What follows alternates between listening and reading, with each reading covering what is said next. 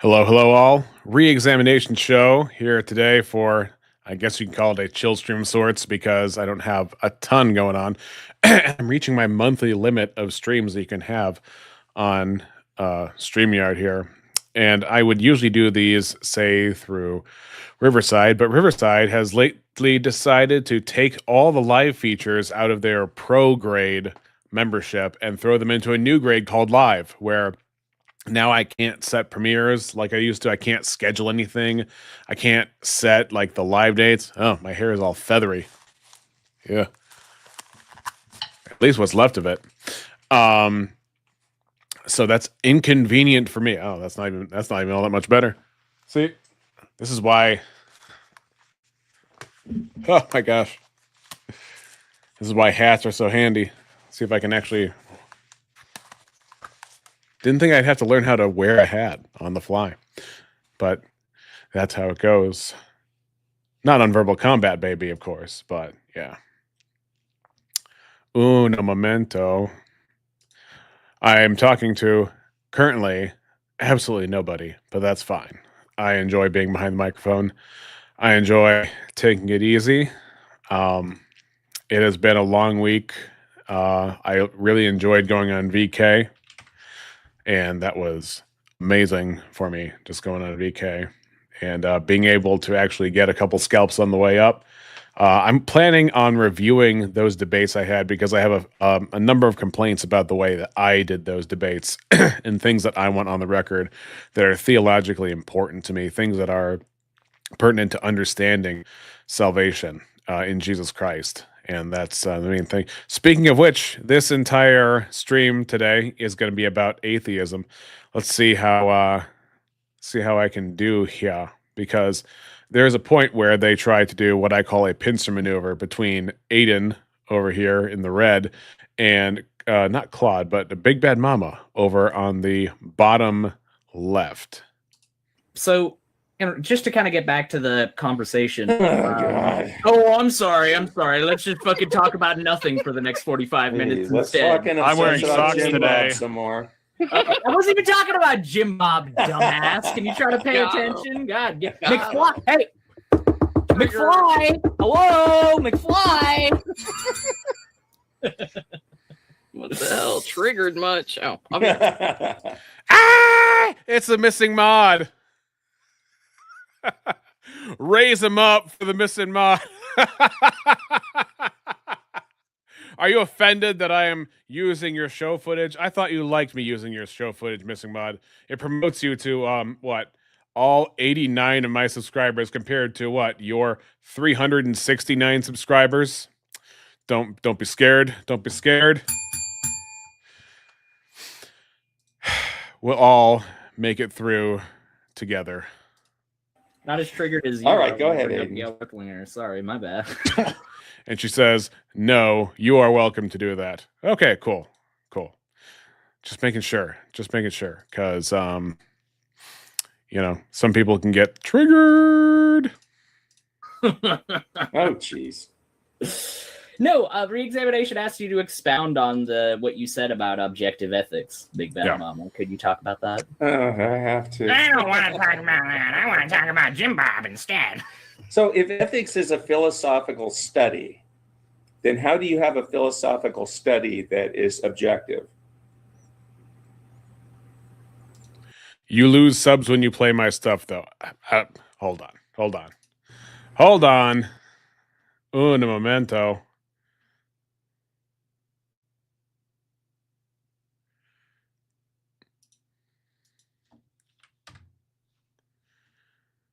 Okay, I just sent you check your Discord.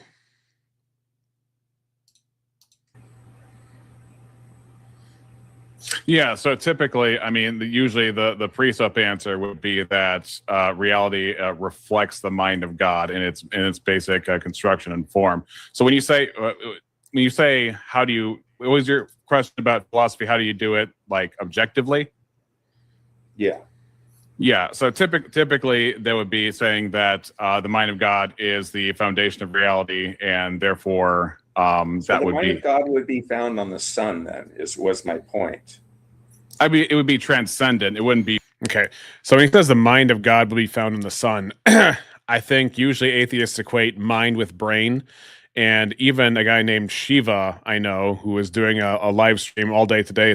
I would say it's a very dark live stream. I usually get along with Shiva, but today he just let it all hang out in terms of his atheism and his hatred for God and calling Christians stupid. But that's besides the point. When he says that the mind of God would be on the Son, well, it doesn't have to be on the Son, unless what he means he's thinking of the Sun. But when you say on the Sun, I'm thinking like it's made of matter and it's on the surface of the Sun and you can see it with a telescope, and that's not what I'm talking about at all. So for example, if a human being has a memory, that doesn't mean that the memory is really taking place in real time as a person remembers something in their mind. And likewise, if God conceptualizes the universe, that concept manifests physically, but his mind doesn't also manifest physically as some kind of brain.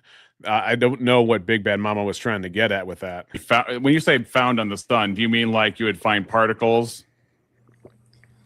Well, is it separate? If you didn't have any life, say, in the universe, where would the mind of God be? What do you? I'm very confused by this question. Be transcendent, so I'm trying to. It sounds like you're making a material. There's no life in the universe. All you have are planets and stars with no life. Where would the ethics be? So what he's saying is, if you didn't have contingent minds with responsibility towards God, would there be ethics?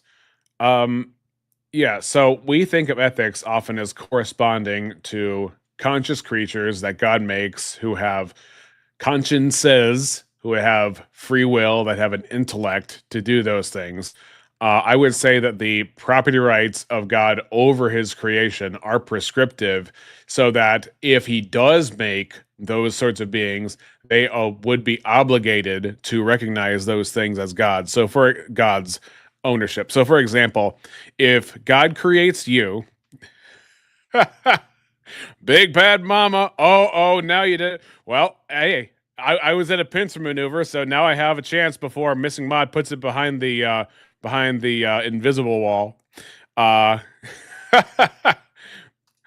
BBM.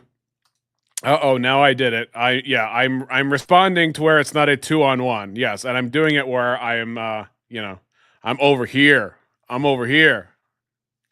So let's rewind and hear what Big Bad Mama was saying. Una momento. It'd be transcendent. So I'm trying to. It sounds like you're making a material. There's no life in the. Thank you for that much needed input, Wesley. It's appreciated. Universe. All you have are planets and stars with no life. Where would the ethics be? Yeah. So, for example, if you have, so one of the passages I go to is Revelation 13:8, where it talks about how the Lamb was slain before the foundation of the world. So the plans of God are already in the mind of God and are as good as fulfilled even before they manifest in reality. So when it comes to ethics, it would be, for example, if God makes, because God inherently is what he is, and his thoughts of himself are objectively true, being the foundation of the universe, then therefore, if he does make those creatures, he is worthy of the worship. And he is worthy of obedience. But there are no creatures. There's only matter. And so, but again, that's circumstantial. So for example, if I never make a model train set, that doesn't mean that should I make a model train set, it wouldn't be mine, because there was a point where I didn't have a model train set. Same thing is true with the crucifixion, if you're talking about what's manifest in matter.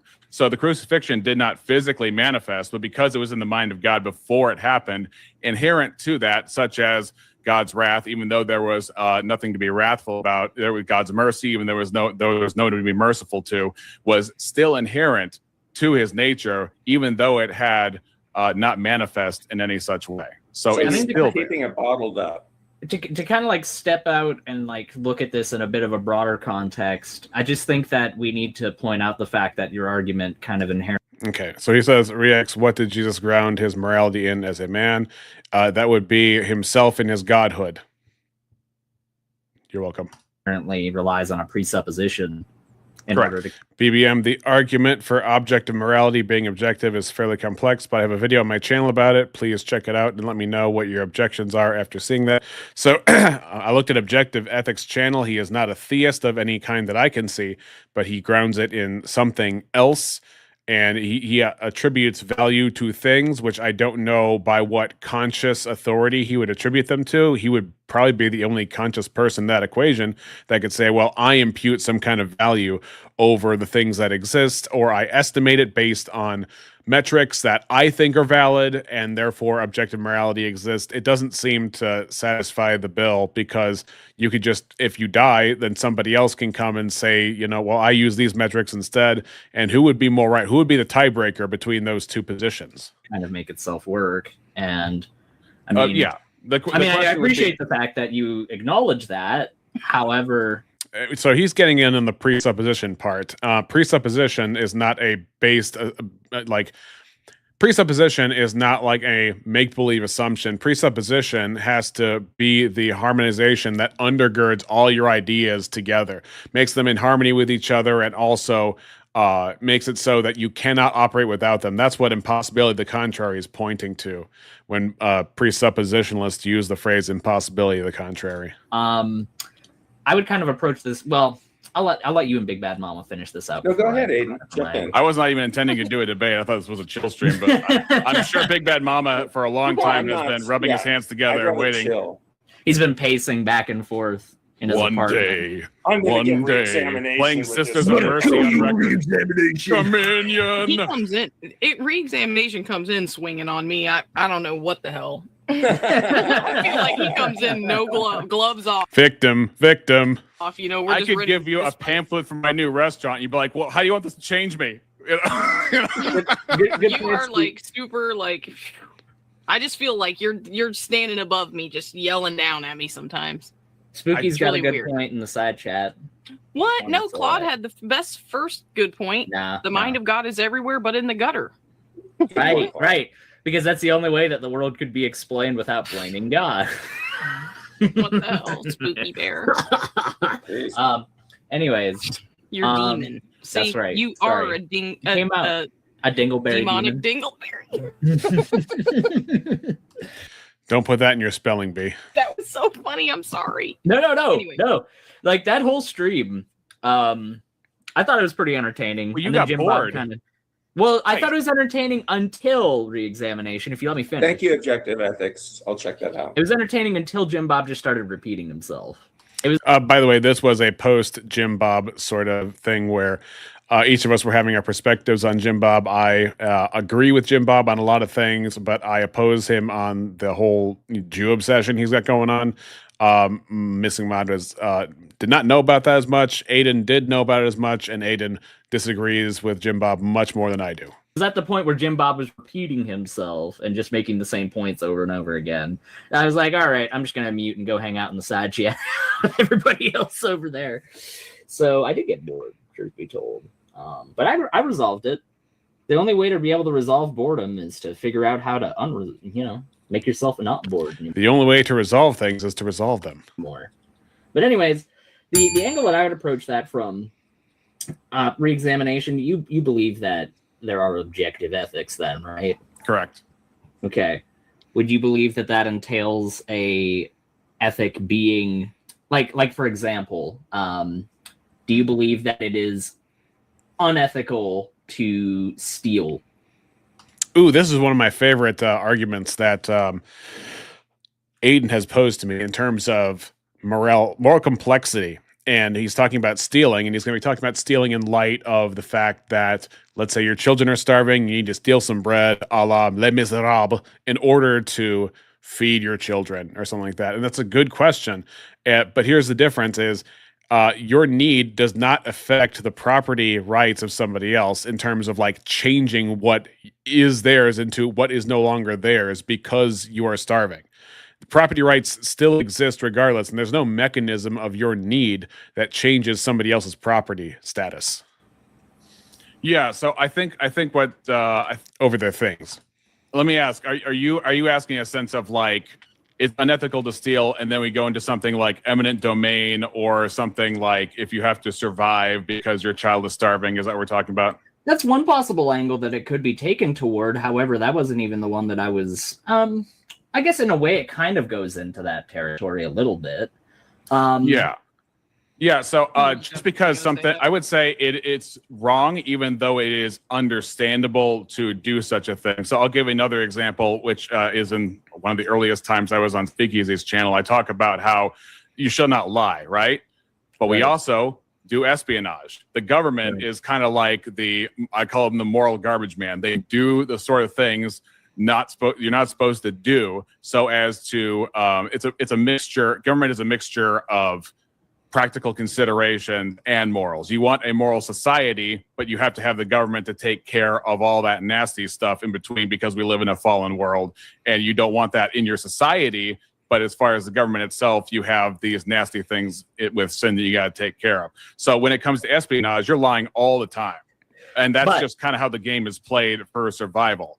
And does that make it good? No. But is there a mitigation to it? Yes. However, as a Christian, I would say I would not want to be involved in espionage, nor do I want the church involved in espionage. Right. However, that was only my first question, sir. You jumped way ahead of what I want to cover as much ground as possible. Cover a lot of ground at once, because I know how long these things can go for. That's fine, but I was hoping to do a stream later today about you know who, but whatever. I mean, we could. What the hell? I'm not saying that's excluded from reality. See, it was not you, Maud. I was joking. I'm joking. It's all about me, everybody. It was a joke. Shut the hell up, Aiden. I hate you. Why does she sound like Cartman? I know you're not going to do. I know Screw you're you guys. I'm going home. The best part about Cartman, man, is that you can't come. You're not going to do a stream on me. You'll lose subs. Oh, that is what she says, isn't it? Isn't it? You lose subs when you play my stuff. Is that the truth, though? Is that really true? I don't think it is. Oh, well. I'm not doing a stream on you. Ooh, damn. Damn. No. Right. I'm just saying that's how I know. No, the question I wanted to ask afterwards was, okay, so you believe it's objectively unethical to steal. What do you think causes stealing to be objectively unethical? Yeah, so I would say that God gives property rights. That's the thou shalt not steal part. In fact, there's going to be a dialogue between me and Defnot and Mo Rebuttal. So Mo Rebuttal says that we might even review that at some point later on the channel. That rights don't exist and they're not grounded in God. Defnot says rights do exist and they're not grounded in God. And I say rights do exist and they're grounded in God. And that's the plan for Friday. We'll see if that comes to fruition. But by the way, Missing Mod has an obsession with owls. So if you're wondering where all these things are coming from, anything that's a tiny creature, especially anything that's an owl, she will love them to death. So if you really like Missing Mod, send her a plush owl in the mail. Should be a fun stream on Friday. Sure.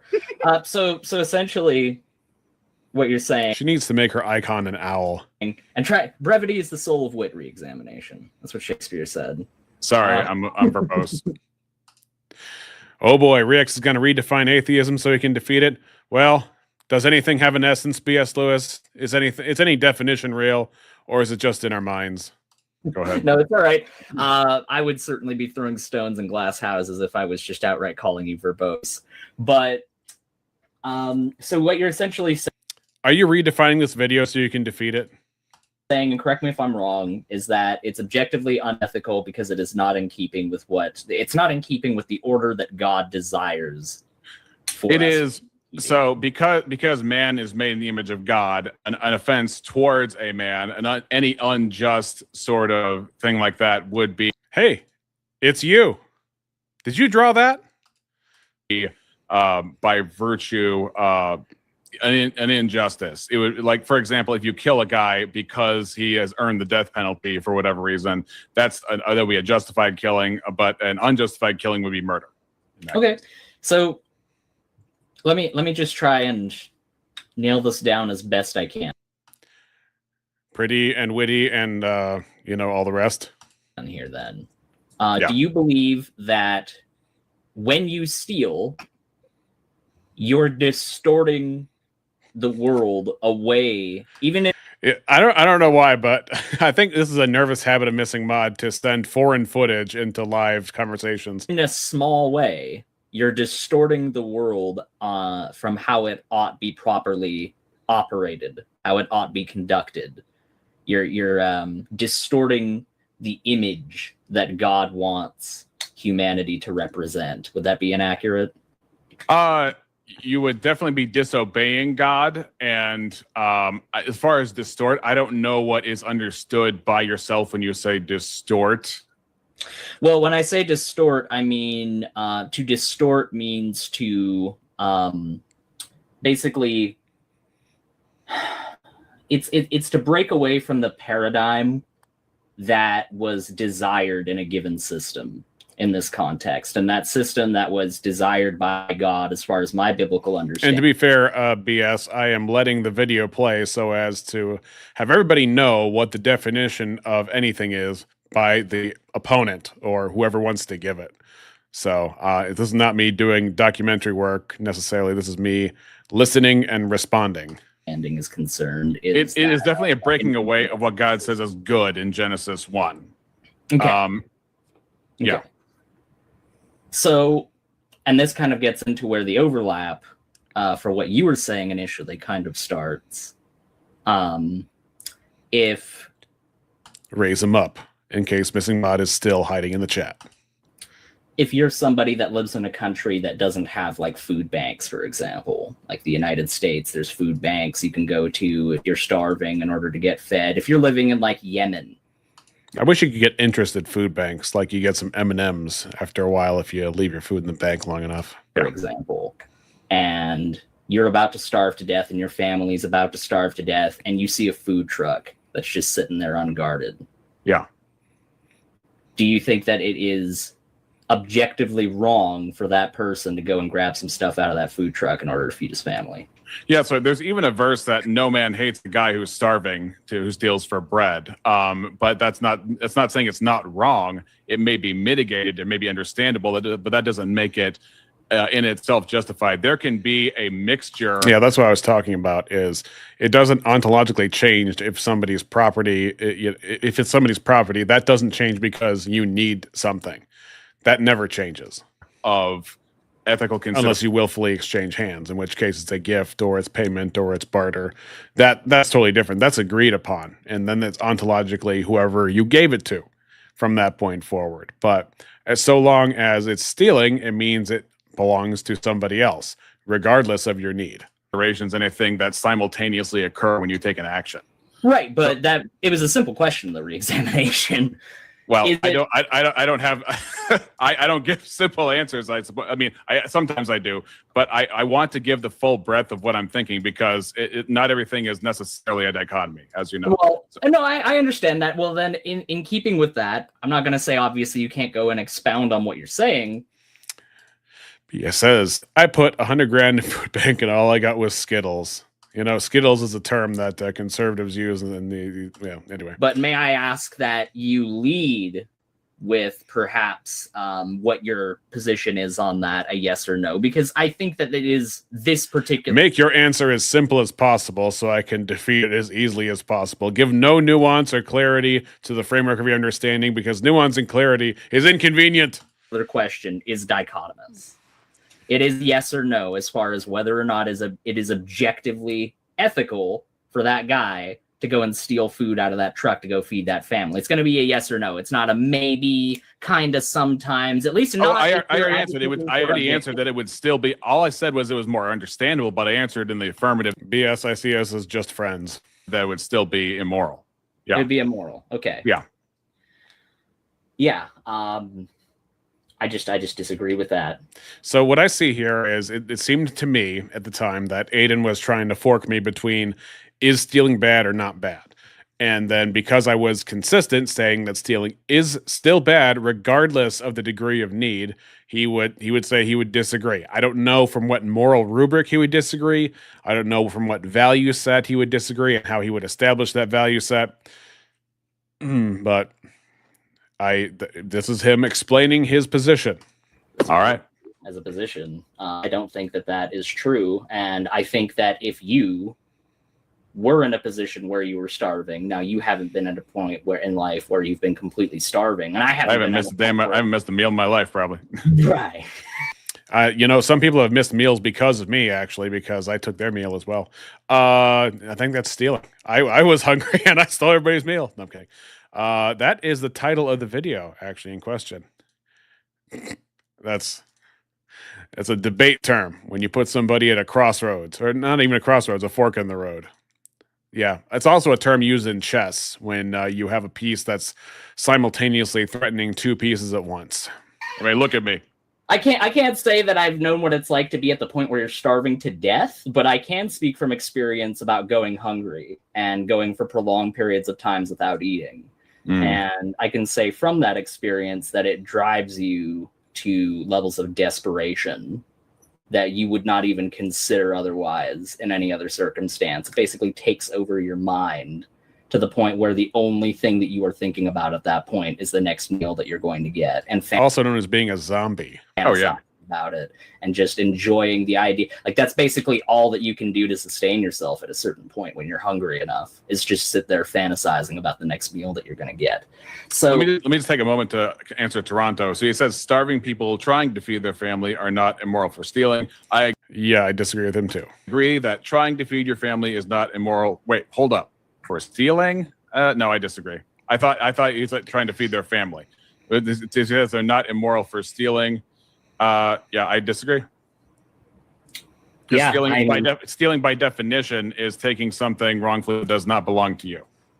Right, and that food doesn't belong to those people, but they're going to starve to death if they don't take that food. And I'm sorry, maybe I agree that it ultimately comes down to a difference of opinion, because it is still true that even if they will starve to death if they don't take that food, it does not change the ontological property nature of what they are stealing. And even so, that goes back to why I said it may be more understandable, it may be mitigated in terms of its wrongness, in a sense, because it is done with the factors of consideration of, like, say, the nightmare scenario of having to feed children based off stolen bread.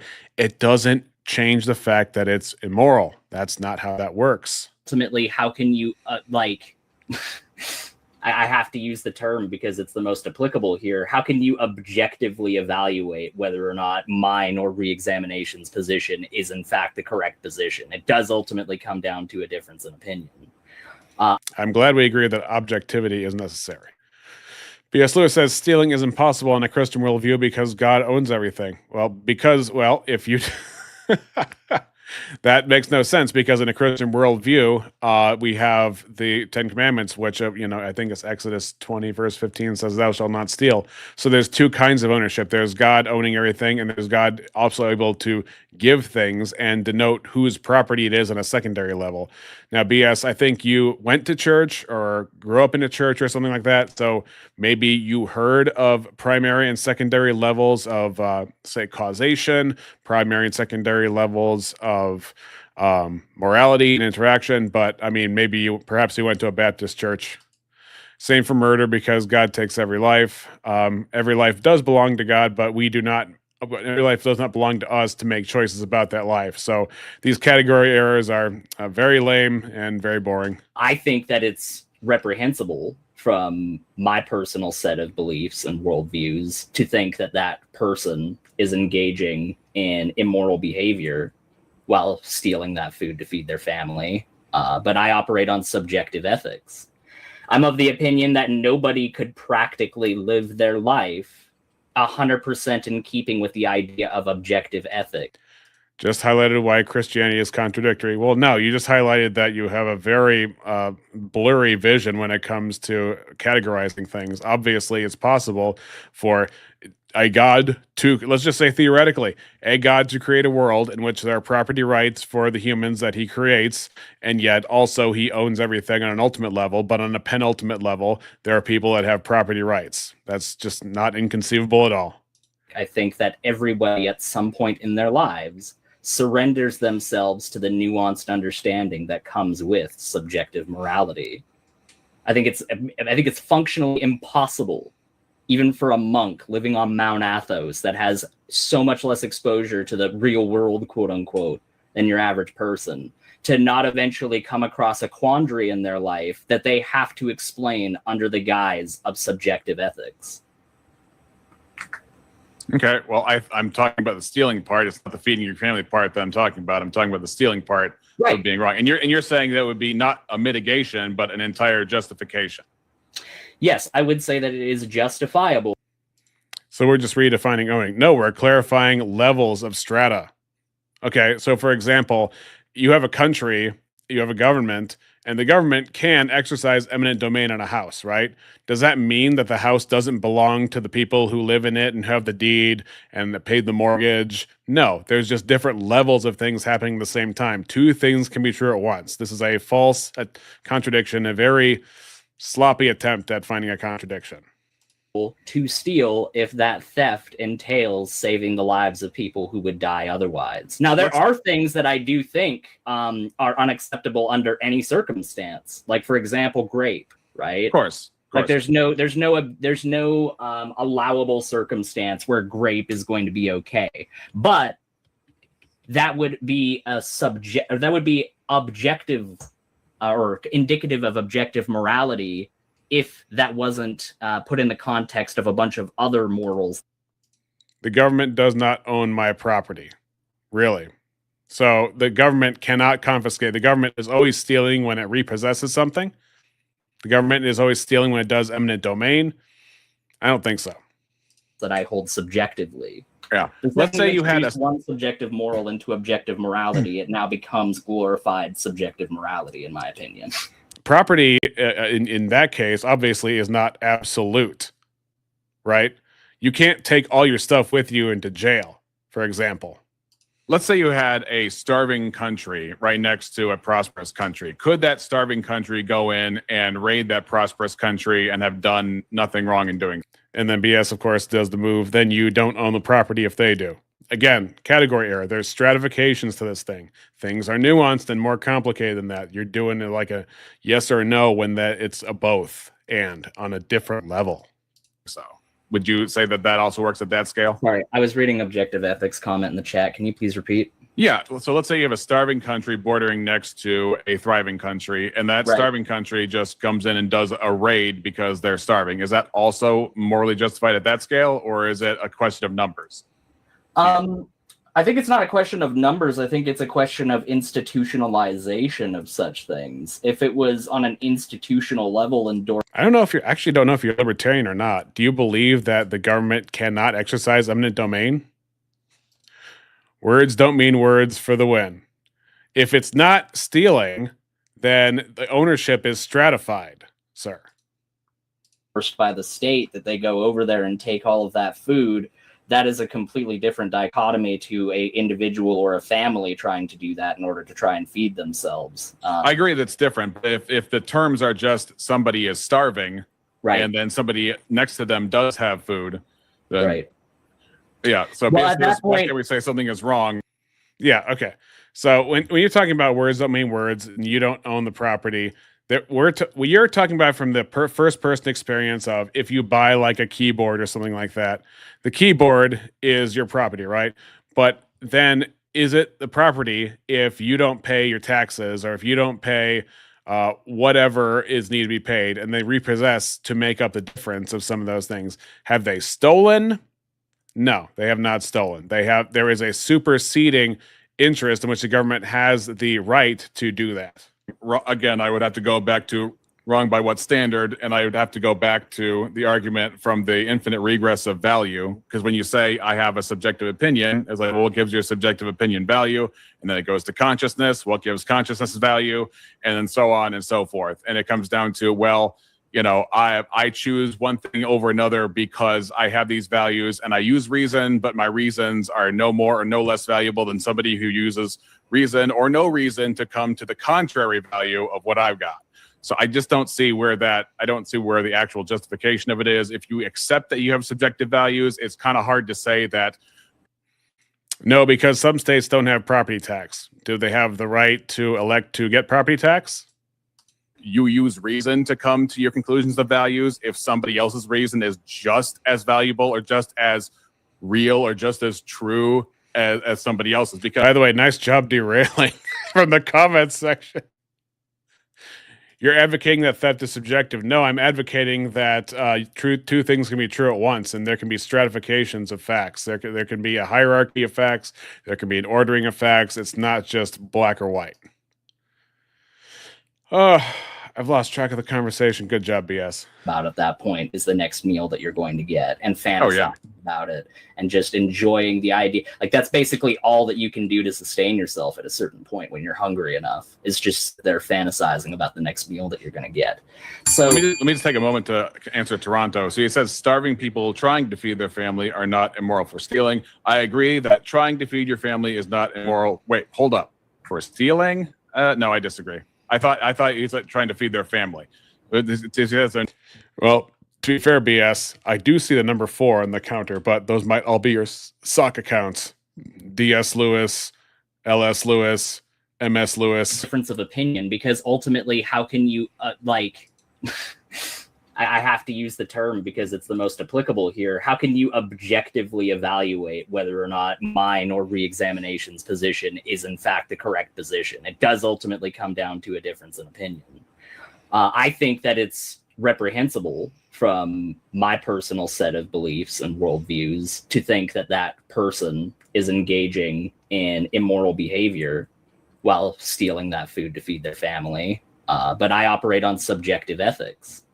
I'm of the opinion that nobody could practically live their life 100% in keeping with the idea of objective ethic. I think that everybody... There's a difference between whether or not somebody has the ability to be perfect in their life and whether or not moral standards exist objectively, though. At some point in their lives, surrenders themselves to the nuanced understanding that comes with subjective morality. I think it's functionally impossible, even for a monk living on Mount Athos that has so much less exposure to the real world, quote unquote, than your average person, to not eventually come across a quandary in their life that they have to explain under the guise of subjective ethics. Okay, well, I'm talking about the stealing part. It's not the feeding your family part that I'm talking about. I'm talking about the stealing part of being wrong. And you're saying that would be not a mitigation, but an entire justification. Yes, I would say that it is justifiable to steal if that theft entails saving the lives of people who would die otherwise. Now, there are things that I do think are unacceptable under any circumstance. Like, for example, grape, right? Of course. Like, there's no allowable circumstance where grape is going to be okay. He really wants his soda flavored to be strawberry or cola. That's it. But that would be objective or indicative of objective morality if that wasn't put in the context of a bunch of other morals that I hold subjectively. Yeah. Let's say you had so you get enough subjectives and you put them together to make an objective, or at least as strong as an objective as you can get. That's what I'm hearing from Aiden. Objective moral into objective morality, it now becomes glorified subjective morality, in my opinion. Let's say you had a starving country right next to a prosperous country. Could that starving country go in and raid that prosperous country and have done nothing wrong in doing so? Would you say that that also works at that scale? Sorry, I was reading objective ethics comment in the chat. Can you please repeat? Yeah. Sorry, I'm too literate for you. So let's say you have a starving country bordering next to a thriving country, and that starving... Just kidding, Aiden. Country just comes in and does a raid because they're starving. Is that also morally justified at that scale, or is it a question of numbers? I think it's not a question of numbers. I think it's a question of institutionalization of such things. If it was on an institutional level endorsed by the state that they go over there and take all of that food, that is a completely different dichotomy to a individual or a family trying to do that in order to try and feed themselves. Is it, or is it feeling different? I agree that's different. But if the terms are just somebody is starving, right, and then somebody next to them does have food, then, right. Yeah. So basically, we say something is wrong. Again, I would have to go back to wrong by what standard, and I would have to go back to the argument from the infinite regress of value. Because when you say I have a subjective opinion, it's like, well, what gives your subjective opinion value? And then it goes to consciousness. What gives consciousness value? And then so on. I'm still waiting for an answer on the infinite regress of value, by the way. On and so forth. And it comes down to, well, I choose one thing over another because I have these values and I use reason, but my reasons are no more or no less valuable than somebody who uses reason or no reason to come to the contrary value of what I've got. So I just don't see where the actual justification of it is. If you accept that you have subjective values, it's kind of hard to say that you use reason to come to your conclusions of values if somebody else's reason is just as valuable or just as real or just as true as somebody else's, because then you have to make a value claim that you should believe truth over lies, or there's some actual. Do you think infinite regress is illogical? Reacts.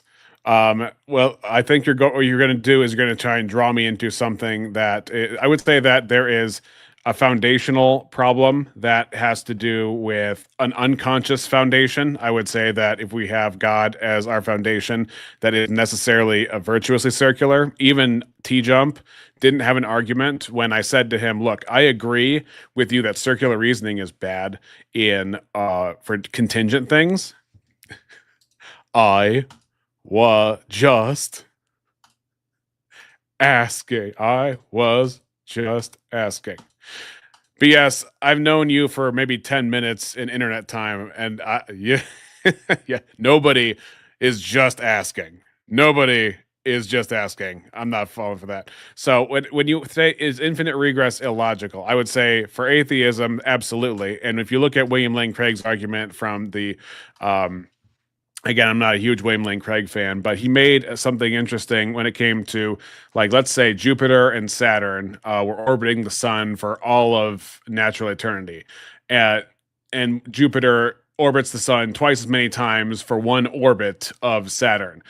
In an infinite universe, you would lead to the absurdity that even though Jupiter goes around the sun twice as many times as Saturn, they would have gone around the sun an equal amount of times in an infinite undying universe. So yeah, on a naturalistic level, infinite regress doesn't make sense. On a supernatural level, I would be interested if you could present an example of infinite regress in Christianity, because I think that's what you're trying to get to.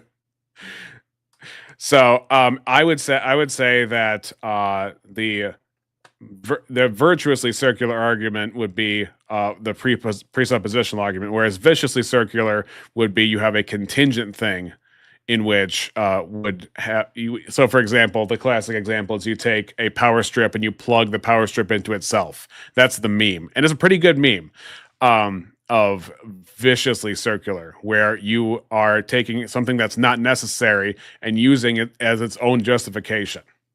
So when you say infinite regress, just get to your argument. Because obviously with stratification of property rights, you weren't really getting to the heart of it on that. So I would say infinite regress of value makes sense when you are positing a subjective morality. And then if you're going to posit a subjective morality, I'm going to ask you, by what basis do you justify that? And then you fall into an illogical infinite regress. Supernatural is the first domino in an infinite regress. I posit the super duper natural. The supernatural is the first domino. Okay, so supernatural being that which is not based on things that are subject to physics, and it interacts and controls things that are subject to physics. Okay, so would you say that a human life has value, B.S. Lewis? Moral ought to believe objectively over lies, especially if you're presented with it, which is why, oh no, this was on another stream where I talked about, is there any inherent value to believing true things? But that all ties together with, like, if you're a subjectivist and somebody else is a subjectivist and you guys come to completely contrary standards, and neither you can justify value, and both of you have to admit that even though you vehemently disagree with each other, they're of equal value, it seems to nullify the entire enterprise. Well, let me just turn that argument. Supernatural means beyond natural. Super duper natural is beyond that. Okay, so something that interacts with the supernatural, that relates to it but controls it. Okay, I don't know what makes you posit that, but sure. If that's what you think, I don't know how you would differentiate the two or what text you're drawing that from. I just think it's a joke. Right around on you, the person who supposedly purports themselves to believe in objective ethics. Why is it that you have such a difference of opinion on Christology and so many other issues pertaining to this supposedly objective divine revelation. Right. Well, I would agree with you that anybody can make the claim of divine revelation, but where is the residence of your divine revelation? Where's the history behind your divine revelation? You don't have thousands-year-old texts. You don't have a message that resonates with people generation to generation, culture to culture around the world. You have, I'm B.S. Lewis and I wrote something on the internet, right? But of course, anybody can write something on the internet. In fact, there can be people after you who claim divine revelation for the exact opposite of what you're saying. But you don't have a message that lays all that out. Argument from old stuff. Argument from not having any basis in let's put it this way. Truth is older than lies, correct? So if truth is older than lies and truth itself is foundational reality, you might not, I don't know if you're going to ask what truth means. You probably will. But if truth is older than lies, then it's going to have longevity and it's going to go back to the beginning, and it's going to last different fashions and different times and different places, and it's going to hold up under scrutiny. But if you have a new belief which no one has ever heard before, and then you have a second belief which no one has ever heard before, and they contradict each other, and you have a third belief, then any new belief system you come up with is necessarily untrue because it has an equal amount of basis with another new belief that has no history to it. Every old stuff used to be new. Is the fact that every old stuff used to be new, or is that old? System of ethics compared to all these other people, if indeed it is in fact objective. Or you could say the same thing for science because they're disagreeing. No, answer the question. Answer the question.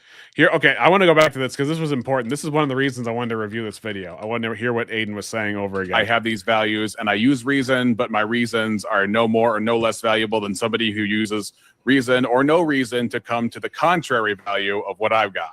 So I just don't see where I don't see where the actual justification of it is. If you accept that you have subjective values, it's kind of hard to say that you use reason to come to your conclusions of values if somebody else's reason is just as valuable or just as real or just as true as somebody else's, because then you have to make a value claim that you should believe truth over lies, or there's some actual moral ought to believe truth over lies, especially if you're presented with it, which is why, gosh, oh no, this was on another stream where I talked about, is there any inherent value to believing true things?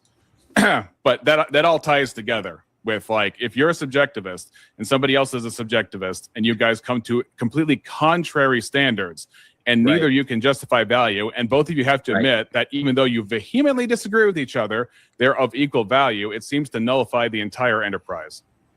Well, let me just turn that argument right around on you, the person who supposedly purports themselves to believe in objective ethics. Why is it? Oh, that's right. Well, why is it that people disagree?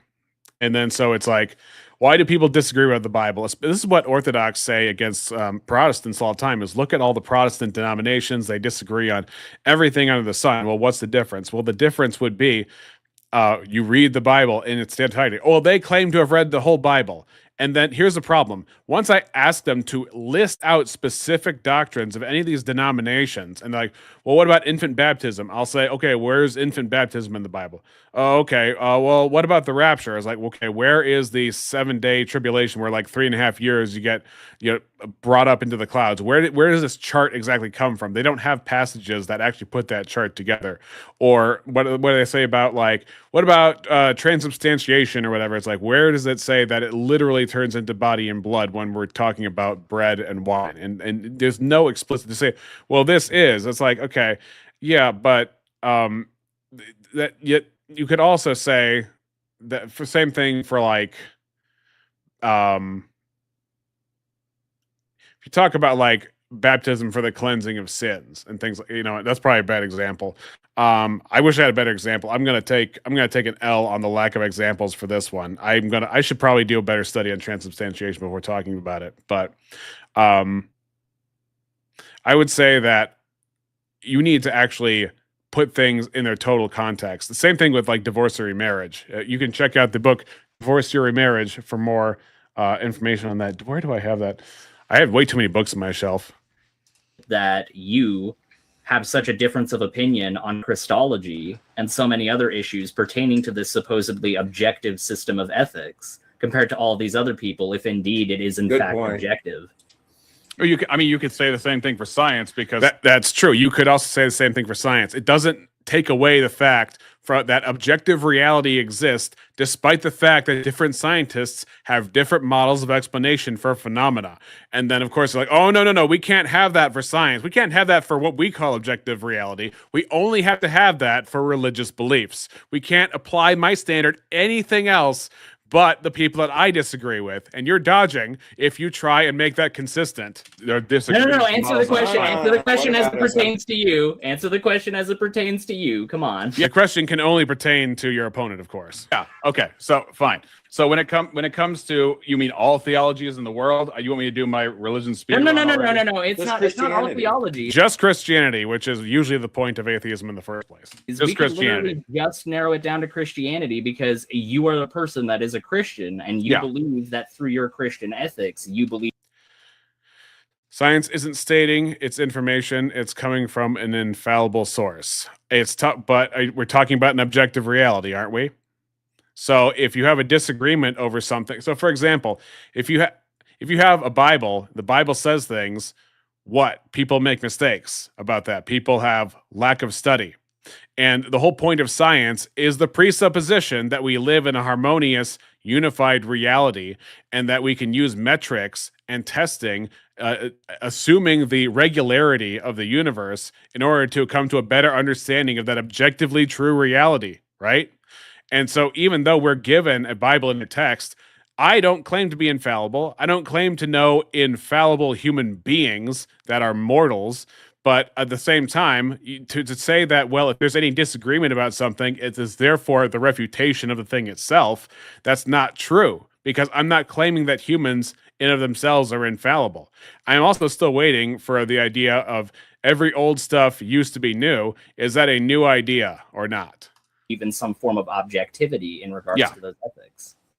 Yeah, so I believe the Bible's clear on the things that it's clear on, and the majority of it is clear. And I'm trying to think of what ethics are we talking about? Are you talking about just any interpretation on any verse? No, I'm talking about, okay, let's narrow it down to one particular thing. Let's narrow it down to Christology. The Christology that you have, the idea of the Godhead and Christ's role within that Godhead, is going to be different than Jim Bob's idea of Christology. Right, like filioque stuff, yeah. Right. I'm not too well versed in filioque, so I can't speak to that particular issue, but I get what you're saying.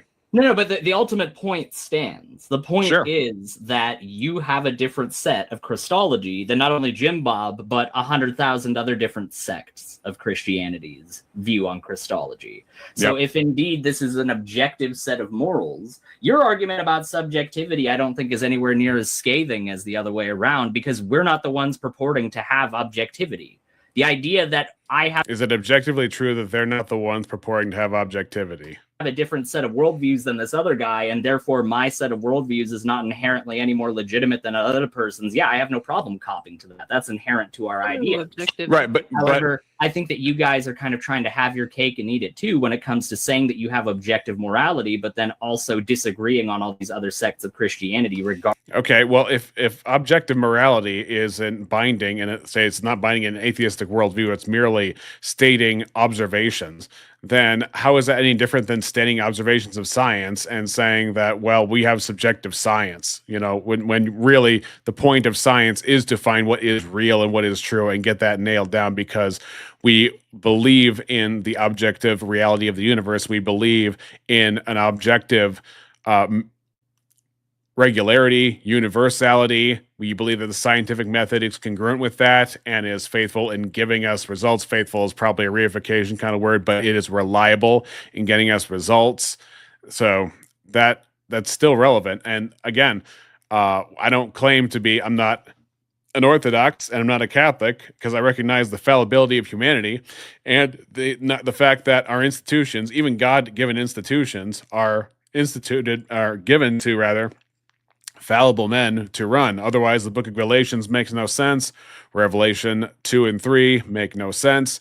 You have to be able to understand that from the perspective of the. If you're going to call yourself a Christian and you can chuck the Bible, then yeah, obviously that's a huge problem in that person's worldview. B.S. Lewis says, whether that's a new idea isn't pertinent to my argument that supernatural is the first domino in infinite regress of realms. An infinite regress of realms. What do you mean by infinite regress of realms? Mo rebuttal. What up? Just got here. Who are we making fun of? Well, B.S. Lewis is making fun of me. Give me 1 second. Mo, let me pull up my Discord. And check yours. Check your Discord, my good sir. So, says whether or not is a new idea isn't pertinent to my argument. Well, when you say every old stuff used to be new, and I point out the fact that you're talking about an objective universal, it kind of deflates your whole statement of like every old stuff used to be new, right? Because now we're talking about an objective universe. Now we're talking about, well, what are the parameters of this universe? What exists in this universe? What exists in reality? Is there truth? Are there the laws of logic? If they're the laws of logic, are identities real? Are identities made of matter? No, identities aren't made of matter? Okay, then identities are of the mind. Identities are conceptual. Can something be conceptual and objective? Yes. If something is conceptual and objective, that means there's an objective mind, giving grounding to the laws of logic, seeing as the laws of logic mean nothing without the existence of identity. An identity of a thing is not the same thing as the thing itself. The identity of B.S. Lewis is not the same thing as B.S. Lewis, the person himself. The identity of a rock or an apple or a cloud is not the same thing as the rock or the apple or the cloud itself. Regarding said ethics. Yeah, well, before I get to that, real quick, we agree that subjectivity is not the. Now, this is when Toronto Bible Study parachuted in, objective ethics parachuted in, and after that point, it was hard to get a word in edgewise. Idea that you don't know whether or not objective morals exist, or whether you don't know what the objective morals are, but that you absolutely affirm that morals are subjective, correct? Hello, Toronto Bible Study. I absolutely affirm that some morals are subjective. For instance, I already gave you the example of grave. That was a weird move when he said some morals are subjective.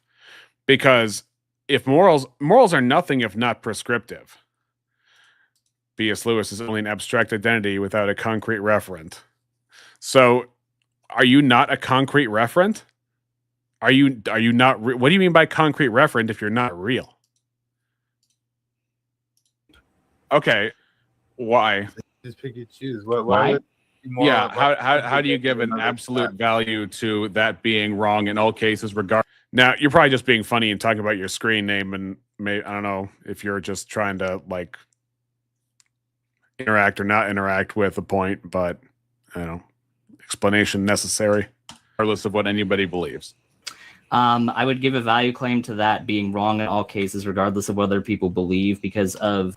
Okay, yeah, I thought a little bit of a joking obfuscation. I'm not really B.S. Lewis, silly goose. He's a cartoon.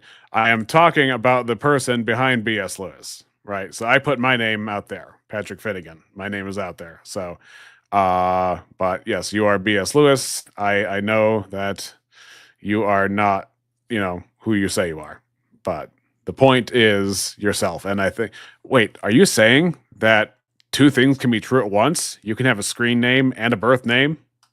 The utilitarian impact of what that's contradictory. Would occur in that event and how much one would benefit from such an event versus the victim and what happens to them as a direct result of said event. I mean, if you can come up with a scenario where the benefit somehow outweighs the drawbacks of the event, then I'll agree with you. Well, I'm not gonna do that based on my ethics. But when you say I have subjectivity with some caveats, that raises an eyebrow. You understand that, because then now you're making a value claim regardless of someone's worldview.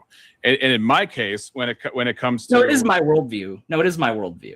I do believe in my worldview that there is not a single circumstance that exists where grape is acceptable. That does not mean, however, that somebody else with subjective morals wouldn't make the argument that there is for whatever disgusting. Well, people can say things, right? And people can believe things. But the point of this whole thing was that whether it's objective and binding, and Aiden is saying that some things are subjective, meaning that some things are objective. That's the only logical conclusion I can come to, is he would say that some things are objective, some things are subjective. But the question is, what grounds the objective things? B.S. Lewis says, you just demonstrate an identity isn't necessary to connect to concrete reality. Prove your God isn't just abstraction. Necessary, it's the impossibility of the contrary. We have the necessity for God. When you say you just demonstrate an identity isn't necessary connected to concrete reality. Okay. There's a difference between contingent minds inventing the concept of a chair at a table, so that a beanbag chair is as much as a chair as a rolling chair, or as much as a chair as a gaming chair, or that a hot dog or a hot taco can be a sandwich. There's a difference between a contingent mind making conventions which are not necessarily true or the core foundations of reality, and the mind that gives grounding to the laws of logic, which makes it necessarily true. The category error is really bad here.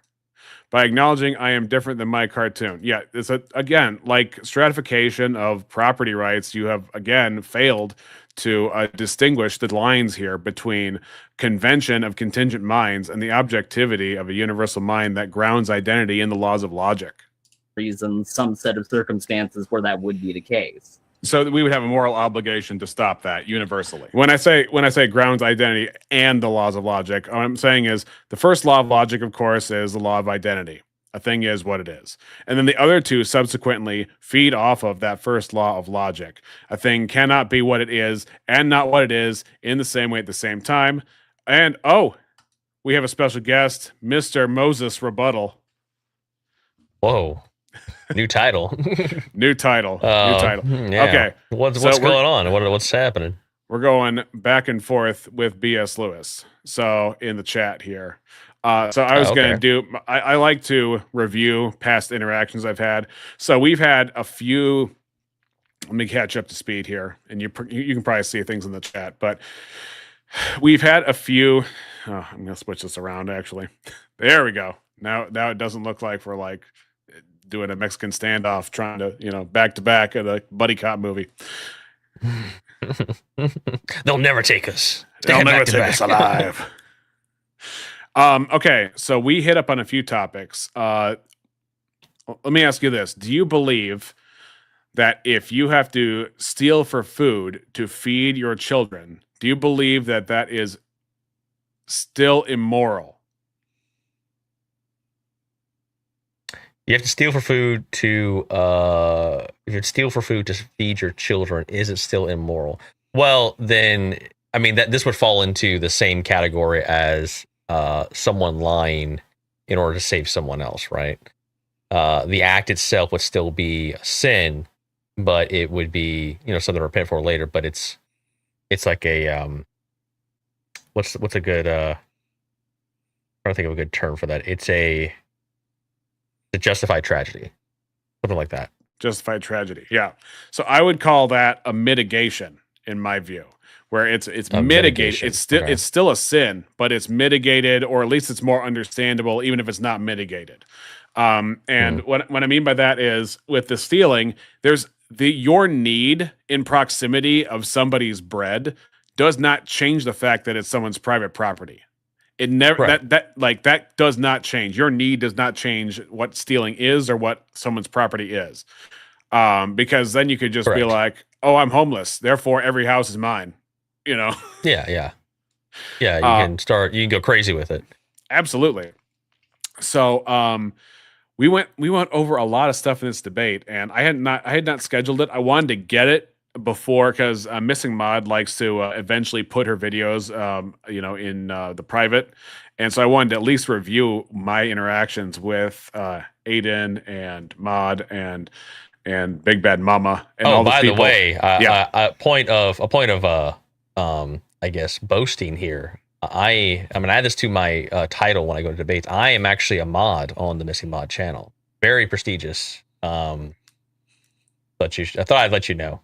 One day maybe you can achieve this, but just try. Yeah. Right. Yeah. Well, then I won't. I won't disclose my history with the missing mod channel. Oh, really? And whoever is or isn't a mod. Hey, BS. Are you a mod on the missing mod channel? I doubt it. He maybe he might be of that pedigree, but we'll see. I was reading his chat, and I didn't scroll to read the rest of it, but it does look like he's basically talking in kind of philosophical framework here, where the sounds we make from our face do not dictate reality. If I take a pineapple somewhere else on Earth and say, "What is this?" and they say it's a falugaloo, that doesn't change the fact that it's in reality a pineapple, right? Yeah, there is pineapple. It's a descriptor, right? There is an identity of pineapple that is objective. Right. It's not just an arrangement of matter with which we associate with a certain shape, and then we give it a subjective name where which no real thing exists, right? I mean, biblically speaking, Adam names all the animals when God brings the animals to him. That means they have a particular ontology per each animal.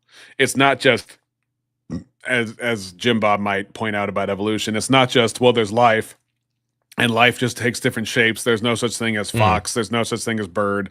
There's just life, and then evolution just turns it around like Play-Doh. Right, that you can't confirmation, go he is a mod. into...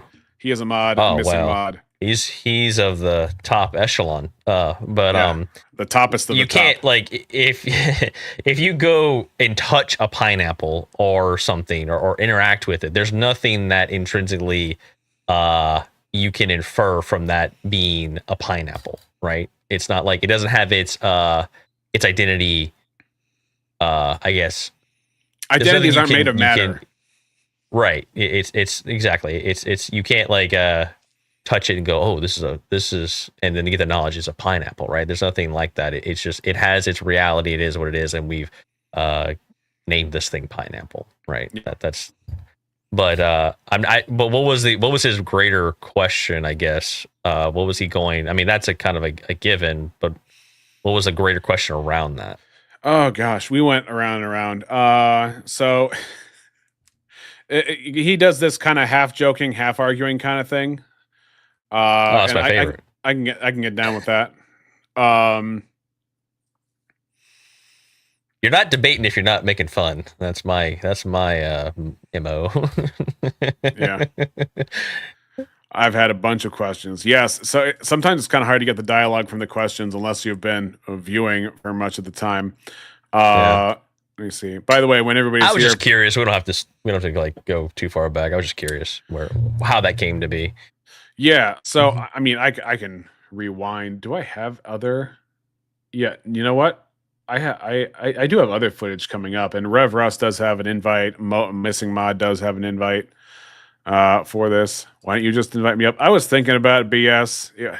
I try to keep my streams to review for my debates, to critique myself, and to respond when I'm getting the pincer maneuver done. You know what? Let me throw up on Discord, and we'll get BS Lewis up in on the action.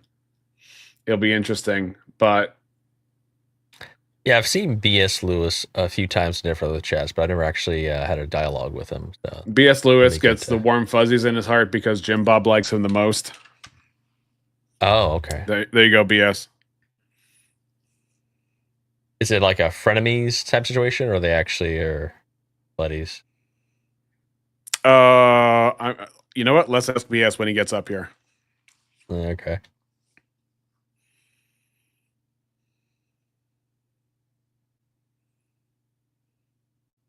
We're waiting. But you were reviewing an exchange with Aiden? Yeah. So this was a while back when I was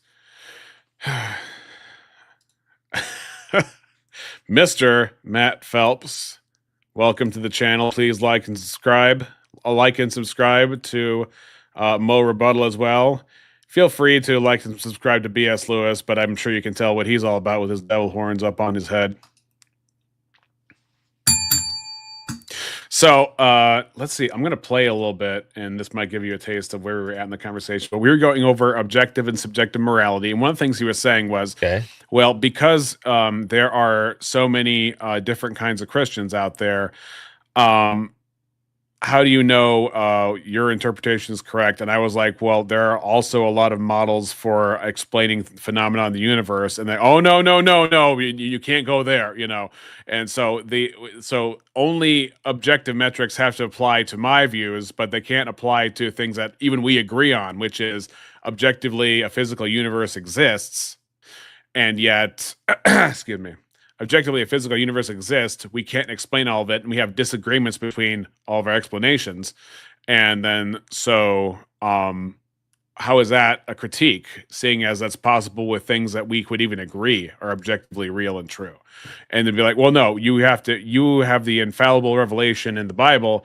Therefore, how do you know that yours is true if you have any difference? And I would, my understanding of that is that you read the Bible in total, because usually it comes from a lack of theology that is contributing to your distortion, as opposed to, you know, the Bible says, you know, how'd I put it?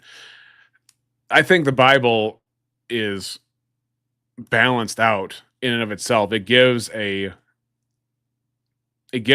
principles and limitations to understanding in and of itself, and what you can and can't get out of it when you put it together as a whole.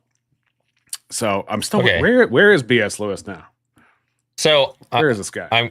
So from what you described to me, the exchange, for the sake of this conversation, I'm gonna shelve my my worldview, because you're pretty familiar with it. Yeah. But so you're saying the exchange was, his critique was, how do you know your interpretation of the Bible is correct? And your counter argument was, we have different models of the universe. Welcome to the Reexamination Show, B.S. Lewis. Please unmute yourself. Hey, what's going on, fellas? And begin. How's it going there? Just watching you watch Toronto Bible Study, and figured you need to be saved from that. It's my favorite show on the internet. I'm actually not familiar with this guy. Maybe I need to check it out. Does he have open panel? You ever seen No Country for Old Men? Yeah, he does have that phenotype, doesn't he? A little bit. He's like, what's the most you ever lost in a coin toss? If the rule you followed led you to where you are now, what good was the rule? Like, all right, man. Like, I don't know. I will say, has to do with, sir, this is a Taco Bell drive-thru. I will say, from this perspective, looking at the still as it is right now, it does look like the last thing you see before you die in a shallow grave in the Old West. You know. Yeah. Like, don't give this guy one of those air things, you know. You got the cross. He's looking down at the camera. There's the cross marking your grave, and you know. Yeah, he's buried alive in a grave, a shallow grave. This is right before you see the dirt go over the vision. Never thought I'd die this way in Toronto, you know. But so Toronto Bible Study and we've had some disagreements in the past. For example, he believes that you can be an unrepentant PDF and still be a true Christian. This guy. Yeah, I have way more patience for atheists than I do for Christians or self-ID Christians, at least, who take to that position. I have no tolerance. I got a story for you for a completely different flavor of Christianity I ran to recently, but we can cover that later. Yeah. You're gonna love this. This is actually towards the latter end of the portion where Toronto Bible Study basically takes over, and I can't get a word in edgewise, because it becomes like this firing squad between Toronto Bible Study, Aiden, Objective Ethics, and Big Bad Mama. And I was the one left between Aiden and Big Bad Mama back. I suppose it could be worth repeating this footage all the way over again, seeing as I do have two new panelists here. And Mod does have an invite, and Rev Russ does have an invite, but Rev Russ is having a late dinner because he's a vampire, which means he probably flew into somebody's house through the chimney and is, anyway. And then there's Missing Mod, who, is also a vampire, I think, because she stays all night watching tacos. By the way, Not So Erudite was on Tacos today. She gave me the link for that. I didn't get on, but average female debater was in line too, but neither of us got on. It was they prematurely shut it down. So here, I'm gonna play out the rest. They based on the last encounter with AVG, they probably saw her and was like, "Yeah, it's time to go." Wait. Okay, fine. We're gonna put this on pause. You gotta tell me about this. What was their last encounter? I only saw like clips of it, but it was on her channel. It didn't go very well for them, and that was the first time that was one of the few times I saw them just completely like spurging out. I would definitely tacos, like tacos panel. Yeah. Let's just say Tacos was very unsatisfied with her level of argumentation or her choice answers. I saw some of that. I caught some of her stream on that, but I thought for a second you were talking about Not So Erudite. Well, actually, speaking of Not So Erudite, so there's a guy. He's really into philosophy, and we have exchanges sometimes. He's chill. His name's Brandon. And he's usually on the dude, I want to review that when you, me, Eli, and Steelborn get together. I want to review that. It's very interesting. It is. I didn't see the whole thing. I only saw like half of it, but it doesn't go her way.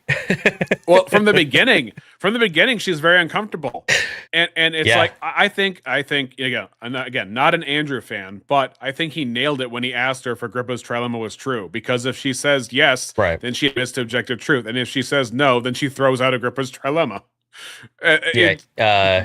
It's a really good exchange. I would highly recommend taking a look at it. Yeah, it's really good. What's wrong with admitting objective truth is true? I never get that. Like, is there some kind of gotcha I'm missing? BS. There's missing my BS. There's enough, guys. Rev says, "I'll be up shortly." Oh, okay. Nice. Yes. Just cleaning up after my dinner. Just cleaning up. Yeah. I'm just cleaning up the guys I bagged and tagged. I paint houses. From my bounty hunting. From my bounty hunting. You ever watched the movie Van Helsing? It was about my great grandfather.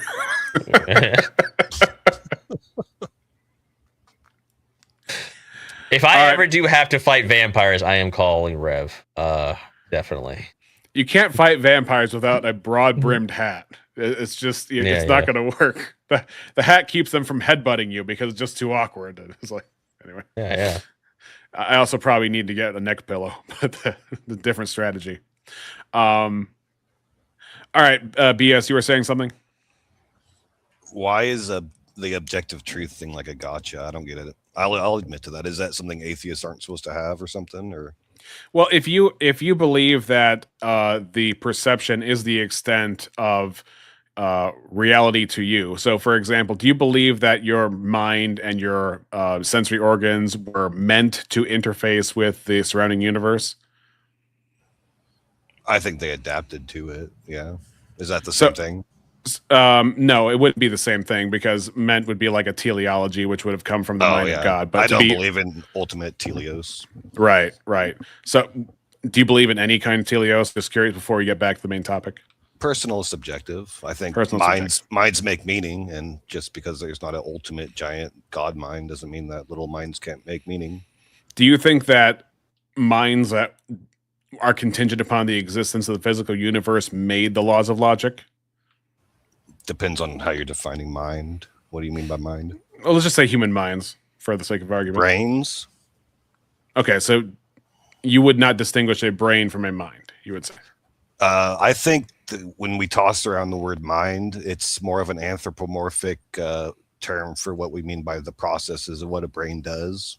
So we use it in a noun sense, but ultimately it's a verb sense. Okay. So, but do you believe that our brains encounter immaterial realities, meaning like, for example, the laws of logic? What does it mean to be immaterial? I don't understand what that means.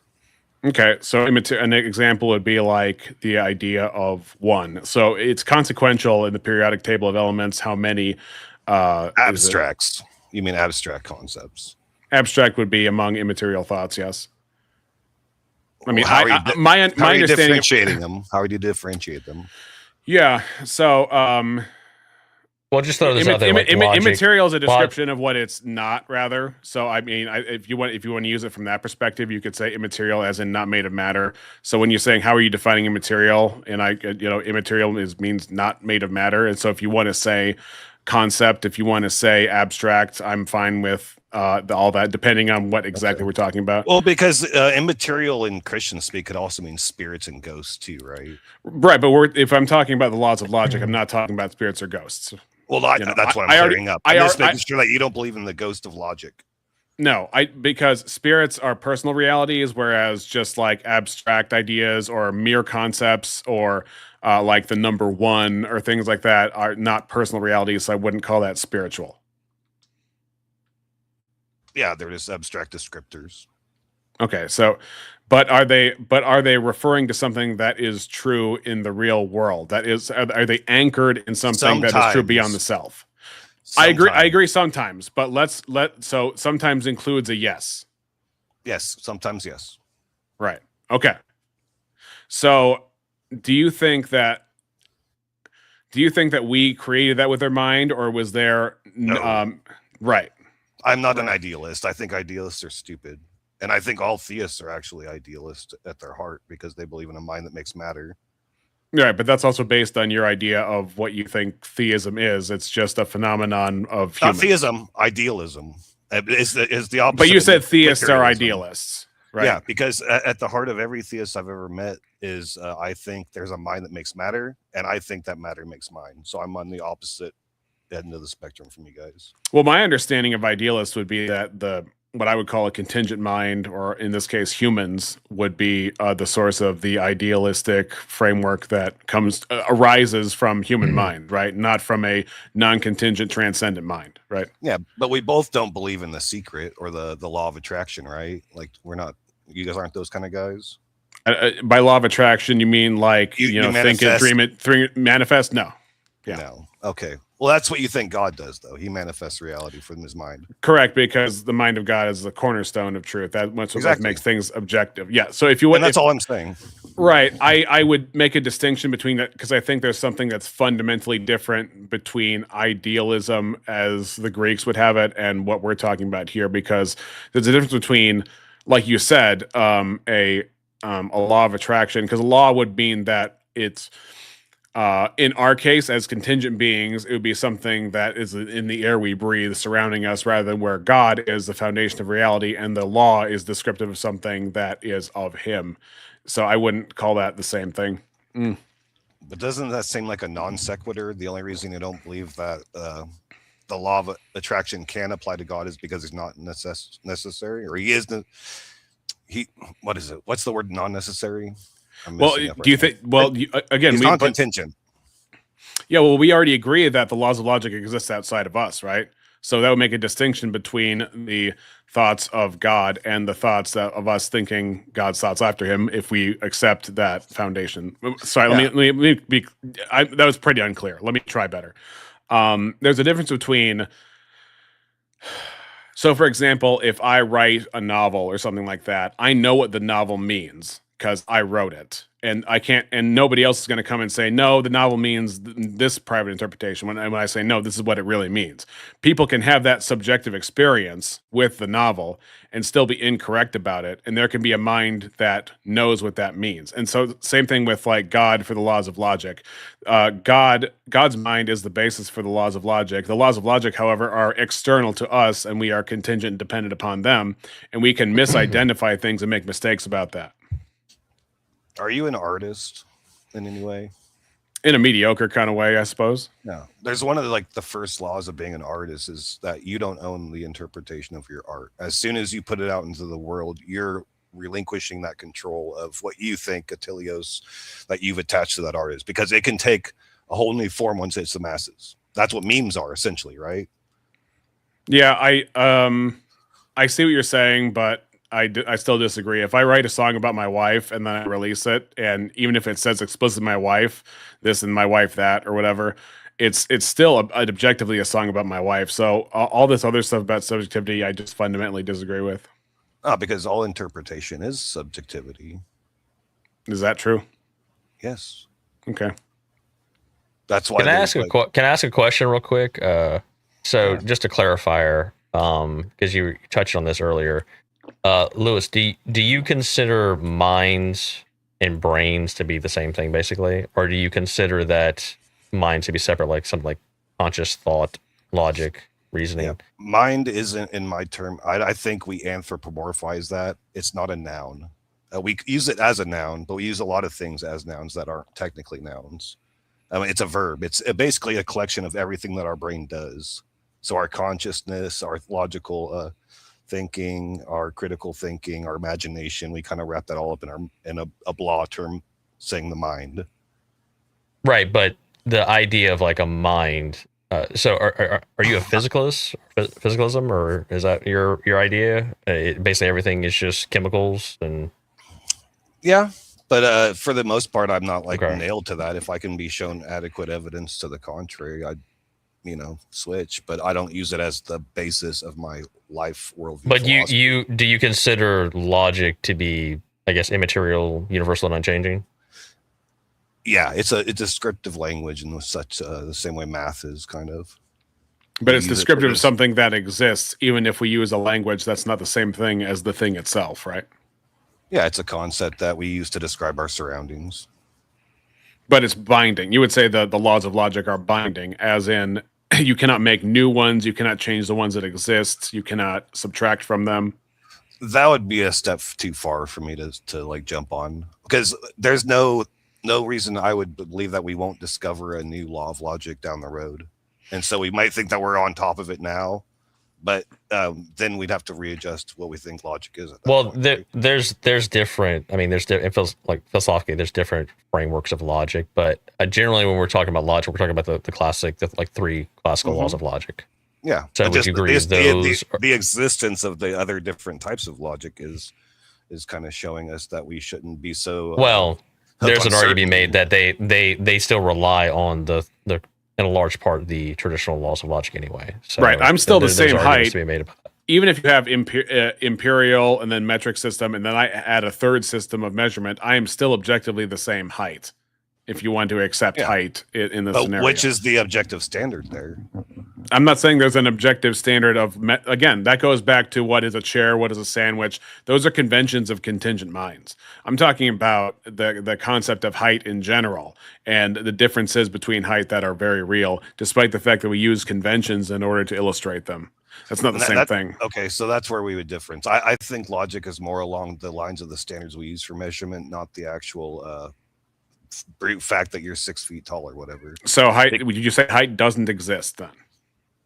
No, because that's what we're describing as 6 feet tall, but somebody else might describe it in different types of logic, right? They'll use a modal logic, or they use some other. Let's just say instead of saying 6 feet, so it sounds like you're talking about units. We'll just refer to 6 feet as X. You would say that X still exists. Yeah, it's either X or not X.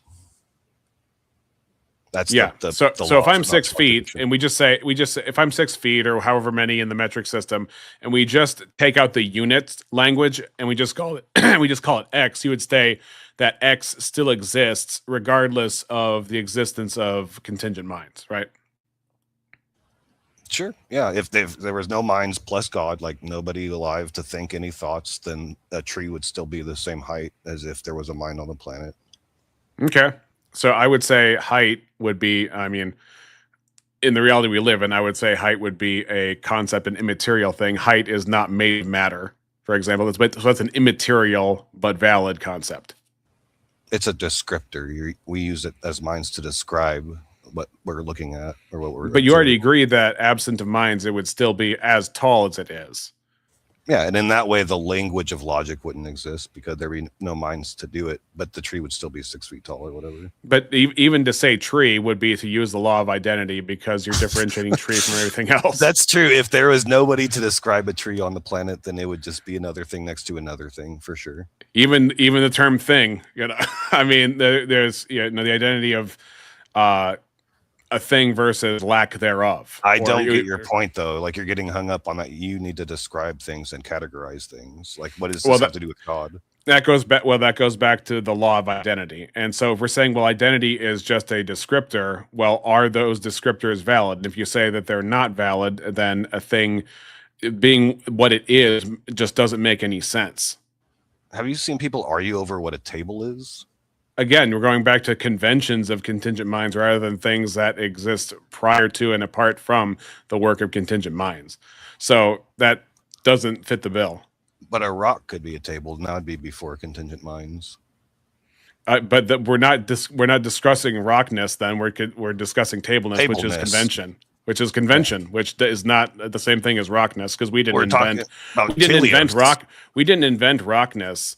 We invented tableness, though. Yeah, but you're talking about teleos, and if I want to purpose a rock for a table, I can do so because I have a mind. Yeah, but again, you're not drawing the lines. It's. I don't know what you mean there. Right, that's why I'm going to keep talking. So the rock can be a table because of our convention, but it doesn't change its rockness, and nothing is going to change its rockness in terms of rocks being what they are. Okay. But tables are just conventions. Missing Mod is laughing. But she's always laughing. Okay. Marty, you got to get up here. I gave you the link. Didn't you say you wanted to come on? Go ahead. When you mean convention, what do you mean convention? Maybe I'm missing it there. Yeah. So, for example, one person's dressed as their man's kilt. No offense to the Scottish in the audience. Convention. I don't know who said hey, but convention would be like, doesn't necessarily have to be the case. It's based on contingent mind. So, for example, if I say that I am a human, that was not up to me. That is an objective, immovable identity. Whereas a sandwich or a table, those are just those are things that we make up that are not found in and of themselves as a solid identity in nature. So you can use a rock as a table, but that does not change the nature of its rockness. But isn't the only thing that's non-conventional in your worldview God? No, everything else is contingent on God. A rock is contingent, right? That doesn't make it okay. That makes it objective, not conventional. That's why I use a human as an example. So if I use a human as a table, that doesn't mean it's not a human anymore. The identity still exists. I'm making it by God now because it's still a mind. You're making what your God? No, I'm saying I'm making it. The example is to use God because we're just talking about minds here. It doesn't matter whose mind. A rock. No, it does matter whose mind. That's the difference. That's really. You can say that, but that does, because if the mind is the transcendent foundation of reality, then it's going to be necessarily objective. It doesn't have opinions, doesn't have hot takes and beliefs and things like that. It is the truth. That's the only way to make sense of the laws of identity, is if the identity itself, again, the rock is not the same thing as the identity of the rock, right? Okay. Why do you think identity makes sense? Well, you agree with that though, right? Before you move forward, or no? No, I don't know, because I'm still looking at it from your God's point of view. Like, I'm not going to accept that you're going to be accepting things from my God's point of view, especially if you're. Well, you're saying this is the difference between a theist and an atheist worldview, and I'm saying, well, if your God is a mind, like he made the rock to be rockness, right? He invented the rock, but the concept of the rock is not the same thing as the rock itself, right? Did he make the concept of the rock too? Yes. So it is on two different planes. It doesn't need. You don't need to separate it to two different planes, though. He made the concept and the rock. Okay, but that's two separate planes. You just laid that out very nicely for us. Okay, so where's the gotcha though? The gotcha is the laws of logic make no sense without identity, because identity is immaterial. It's conceptual. Conceptual comes from a mind. If the laws of logic are binding and are objective, then that comes from the mind of God, necessarily, because it doesn't come from a mindless universe that doesn't have the ability to make abstractions, doesn't have the ability to confer purpose or differentiate. Okay, I get your argument. So you're arguing that there was identity before there were human or beings, right? Before the minds think about it. Outside of contingent minds, there is identity. Conceptual identity. I would disagree with that. I don't think concepts are strictly of a mind, and I don't think there was a big G mind in the beginning. So I know you disagree with that, and that's why you're here. Yeah. Mo, do you have any questions? Well, how are you going to settle the argument? You're just going to argue it into eternity. Well, of course I argue into eternity, because it just comes back down to I am not convinced. That's what it usually comes down to. I am not because that's philosophy. I get it. It's philosophy. That's why we look for empirical stuff to prove. I guess just another clarifying. So you said that I guess the laws of identity is just a descriptor. Is that correct? Yeah, what it's describing is objectively true, but the descriptors are. But wouldn't that also presuppose truth and consistency? Like the statement can be true or false. Yeah, I believe. Would you say that's correct? I believe in. Okay, so but then so essentially you're using logic to describe logic. What do you mean? You're using the presupposition of identity to give a descriptor for it. You're using laws of logic to describe. Well, anytime you use the word "I," you're using the logic of identity. Like that's kind of silly, right? Well, no, I'm saying it in the case of a rock. Believe this, I don't believe that. I'm using. You're saying it, but you're just saying that the laws of logic are just descriptors, but you're presupposing a truth statement and identity of the thing you're referencing. Are we going into like solipsism? Is this where we're going towards? No, I'm just asking. I'm just trying to clarify like your understanding of this. Yeah. That's all. Whenever I say I'm using the law of identity. No, what he's getting at is like if somebody says I'm an empiricist, and I ask you how did you become an empiricist, and then they'll say I used empiricism to find out that empiricism is true. When the empiricism you're using comes from a limited and infallible, contingent mind or something like that, then that's what he's getting at. Is a circular? Yes, I understand. Yeah. So if you say I used math to figure out math was real, something like that. I think that's what he's getting at, both from the logic angle. Right. Yeah, you're using identity you're using identity in this, basically, the law of identity to justify. I get what you're saying. You're never going to escape circularity in total in any argument because all language is circular. So as long as you're using words to argue, you're going to end up in some kind of circularity. So what do you think gives the law of identity any power in terms of like there is a correct way to think and identify a thing? So for example, if I identify a rock as a parrot, am I wrong? And have I violated the law of logic to identify a rock as a parrot? According to its objective parrot and rockness, I guess, but you can also make up identities too, right? Make up what? You can make up identities. In conventions, yes, but the parrot nest was not an invention of humans, neither was rock nests. Yeah, so if my child is playing with a rock and it's now her pet rock, and it's a turtle, like she just made up that identity, right? Well, first of all, in a certain way, it's still going to be applying logic to it because it does it's just not. Here's why that's not very helpful, because number one, the rock still maintains its rockness. There's nothing ontologically that has changed about the rock. The existence of turtles is real, so it's not. So it is make believe in the sense that she is applying, but she's not. What she hasn't done is actually change the ontology of the rock. Just doing make believe doesn't change the laws of logic. Yeah, but the descriptions of what the essence of rockness is completely arbitrary too, right? The descriptions of rockness are arbitrary.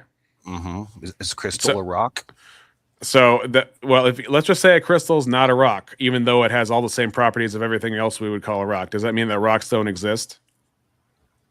No, we just describe what a rock is. So a rock does exist regardless of whatever taxonomy we would decide to use.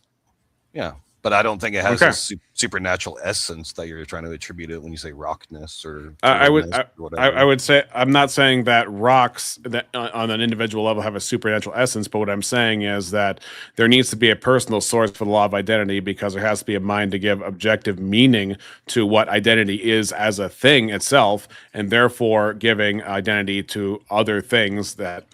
And that's what I'm missing. Why does that have to be?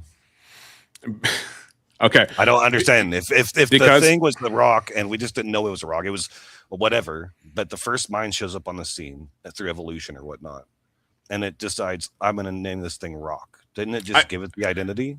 Yeah, I can suspend a few things and agree that in an atheistic evolutionary world, yeah, you can't have the laws of logic. You can't make sense of anything. I would agree to that. But he's still using the laws of logic because he's going to say that rock isn't that tree. How is he using the laws of logic if he's completely under the influence of however his mind was plattered together?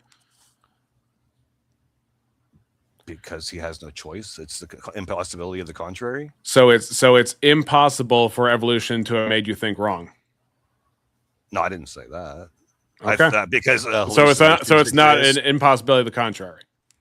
Yeah, and that's the problem between the one and the many, or the whatever the three body problem, whatever the thing is. I forget which one it is, but it's like you this is why I was saying, are we going towards solipsism? Because basically, even your God doesn't escape solipsism. He can't verify that he's not a brain in a vat. So if you're the foundation of objective truth, and you know that you're the foundation of objective truth, then yeah. No, he doesn't know that though. And there's no way he could possibly verify that because it's an unfalsifiable statement. Unfalsifiable statements, by logic, are unfalsifiable across the board. And so even if he is a brain in a jar, there's no way for him to figure that out. That's why the super duper natural is important. When I brought that up to you, because you positing the supernatural has now laid the foundation for an infinite regress of realms, and with those realms, different gods. Because the infinite here's the thing about infinite regress. Obviously, infinite regress, you're describing a line going in the same direction, passing by, shall we say, checkpoints of measure for forever and ever. Whereas with circularity, if we're talking about virtuous circularity, then necessarily the foundation of truth is going to be circular. And even again, back to T-Jump, even T-Jump acknowledged, or at least didn't challenge that fact, that the basis of truth has to be self-sustaining. I mean, that's why we have, again, that's why we have the laws of logic in the first place, because the identity is what they are predicated on. And again, I feel like I'm repeating myself over and over again, because identity is not made of matter. We agreed on that. We talked about the difference between what is contingent and not contingent as far as minds. We talked about whether there are some things that are conventional that we can change the things of, and that we can change the meanings of, and like, again, the skirt to kilt thing, or we can recognize things that are not dependent upon our minds. For example, like argon. The element argon is, I don't know my periodic table like I should, but I believe that's a gas. And of course, I can't spell when I Google things. But I'm not going to be satisfied until I find the atomic number of argon. Number 18. So, yeah, atomic number 18. I think that's the... So what's your point with argon? Yeah, so it always existed, and it must always exist. It has an objective definition. Yeah. Do you know that we make a bunch of those molecules on the table? We make Americonium and like some of the lower. Like Einsteinium. Yeah. And yeah, so I agree. But do we make atoms? No. Okay, so we can engineer what already exists. Yeah, and I believe in an eternal energy. That's where my buck stops for a brute fact. What's an eternal energy? The first law of thermodynamics is you can't create or destroy energy. Okay. And so that's what sustains my virtual circularity, or whatever you call it. Okay. Yeah. So it'd be big crunch. But you'd be materialistic in that. That would be the eternal. Would you believe in oscillating universe? It's a possibility. I don't want to throw out stuff I don't have evidence for, but I don't think it's an impossibility, so I don't rule it out. Okay. What do you think of William Lane Craig's objection from what I told you about the orbits of Jupiter and the orbits of Saturn going, even though Saturn passes around the sun half as much as Jupiter, that they would have in an infinite universe passed an equal amount of times? I think infinites are fucking crazy. Sorry with the cussing, with mathematical things. I think that they can lead to a lot of paradoxes for dumb people who don't understand the math behind them. And so I know just enough to know that I don't posit a lot of for sure answers when it comes to mathematical infinities. But I do know the paradox of the infinite is that if you put the whole numbers 1 and 2, and I ask you how many divisions you can make between the two, you'll say infinite, right? As far as my knowledge goes, yeah. As far as I can be correct. Be a paradox because now we have an infinite that is bookended by 2 end in the beginning. So we've actually just made a paradox by doing that. Yeah, there's a guy I know named the Chapingro, and he moderates over on Ryan Mullally's channel, and we talk about things like that. He's a huge math guy. But I can't fathom it because I'm not that deep into the math. But so like if you're gonna say like this really smart infinite equation shuts down my argument, yeah, if I learn more about math and I actually was able to know like that for sure shut down my argument. But I would also think it shuts down any infinite arguments. So I would also apply that to God arguments because he's supposed to be timeless and infinite. So yeah, he is timeless. Yeah, and you would you think that the law of identity is timeless as well? Yeah, I think, well, this is where you're getting the subjective thing. If I'm not there to like look at whatever that matter is in the Big Bang, the singularity, if I'm not looking at that and saying what it is, I can't describe what it is, but whatever that is does exist. For me to say what's happening in that moment doesn't even make sense logically, scientifically, because it breaks down into infinites and it breaks down into a lot of stuff that we just don't understand. That's why the scientists don't posit to go before, in quotes, the Big Bang. And that doesn't break the laws of logic to say all of what you said, right? It probably does. But it's just, what are you going to do about it? Like, it's the stuff that is posited by theism breaks logic too. So you're going to have it. So then there's no reason to really object against anybody else's beliefs at the end of the day, right? I do this for fun a lot of the time. Yeah. Okay. So it's just mischief. It's not about beliefs or convictions or right or wrong, true or false. True or false. It's, I thought the brain the vat thing was a pretty interesting point. Yeah, I get a lot of these thoughts going on. Is this a lot of the philosophy? But is it the problem? The problem is the brain the vat. Brain of course, the vat. It would have to have been true. That it would have to be true. Therefore, that God's a brain in the vat. And if it was true that God would be a brain in the vat, then that would break the brain in the vat because it'd be appealing to an ultimate reality in the first place. Which I would take it down to the person would either not be God and God would still exist, or that God would be God, and then the ejection's incoherent. No, that was my point. There could be a God. I would just take it down to I would take it outside of the God just to kind of like dissect it at that point, like just in a person, right? Like a brain of vat wouldn't have a reference to or reference to what a vat or world or brain is.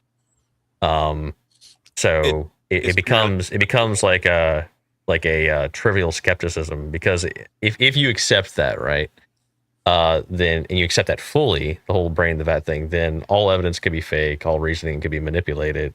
You've essentially destroyed knowledge itself. Yeah, you've pretty much erased the environment. You're the only thing that's real in the situation. But that would be the same from God's position, because in a creation worldview, you guys aren't technically real. He's the only real thing. You're all created artificial beings. What do you mean by artificial? He is conflating. He's conflating. Not genuine. You're created. He is conflating. He's your artificial eye. Yeah, he is again. He is conflating the human scale with the God scale and saying it's necessarily the same thing because there's a gradation.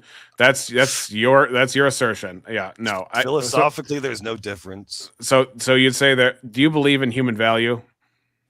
There's something about us that is prescriptive about how we ought to treat each other.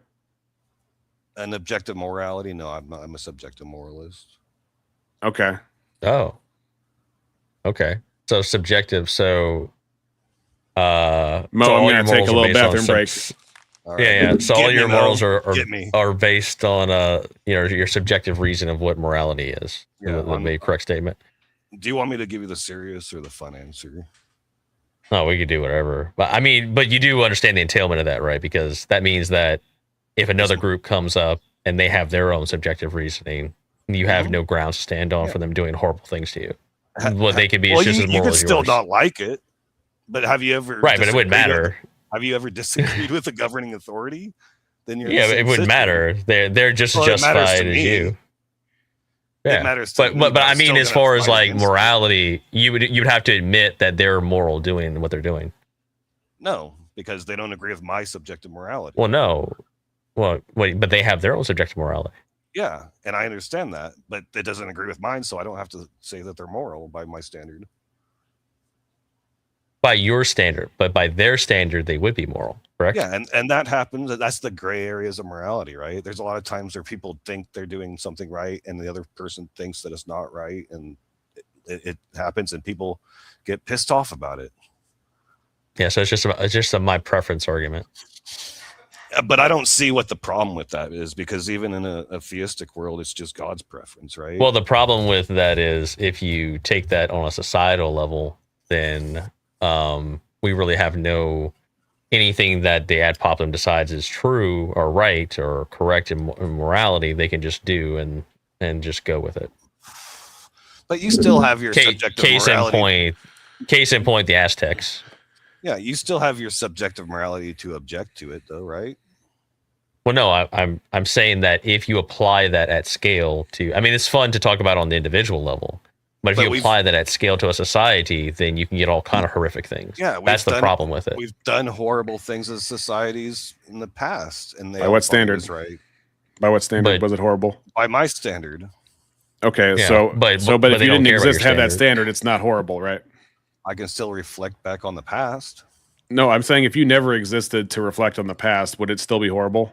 If I never existed, we wouldn't be having this talk. That's beside the point. That's a sidestep. If you never existed to make the assessment of a horrible past, would it still be horrible? I would be there to judge it. I don't know what your point is. Like, I couldn't make a judgment on it if I didn't exist. That's again beside the point of whether or not you did. Okay, what's the point? The point is, what does your judgment have to do with whether something is horrible or not? Because I'm a subjective moralist. That's that's what I just. That's the explanation. It's just that easy. So I so own you, my morality. okay, great. You You're a guys subjective moralist. You're a subjective moralist. Okay, so do you use reason to come to your non-theistic subjective morality? Let's just say for sake of argument, the book is dumb and then blah blah blah blah. Do you use reason to come to your conclusions about your subjective morality? So, do you want me to tell you how I come to my subjective morality? Yes. Do you have reasons? Do you have reasons? Yes. So my subjective morality would be basically my reasoning through a process combined with my personal experiences up to this point. I have no idea what you just said. I would make moral judgments today through a process of combination of my reasoning and thought patterns on the problem, plus my personal experiences leading up to today, plus my genetics too. Okay, that tells me nothing. Do you use reasons that are compelling? I told you that's one step of it. Yeah, it's part of it. Okay, so I'm sorry. If you didn't give a complete answer, please give the rest of the answer. Is my mic working? Okay, that was your complete answer. You still told me nothing. I have reasons, and I have feelings, and I have genetics, and therefore that's how I came to the conclusions about how I make value judgments. That's all I heard. And that's how you come. That's your assertion. That's your assertion. So, for example, right now in this conversation, part of debate is honesty. Would you agree that honesty is an objectively moral enterprise? No. No. As if it's always good, or so then why do you hold people's feet to the fire to be honest in debates? Should they be honest? Yeah. Is it objectively true that they should be honest? I like it when people are honest to me, but sometimes I like it when people lie to me too. This is just okay. These are like escape hatch jokes. I appreciate the humor, but if your girlfriend, you're not even taking my answer seriously. I'm being serious. They're jokes. No, because you're trying to make very complex topics into very simple gotcha clips, and it's not that easy.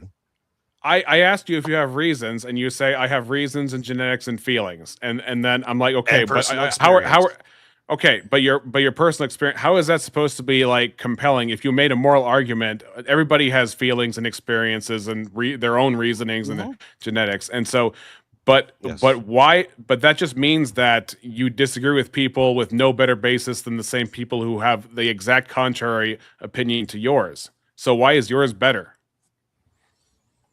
Because it's mine.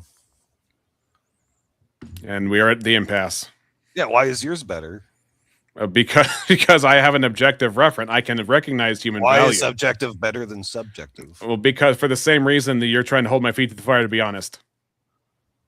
No, I'm asking a question. You're asking a question with the objective of trying to get to the truth because you believe that humans ought to be honest and that they ought to follow the reason and they ought to value what they say and they ought to be held accountable for what they say.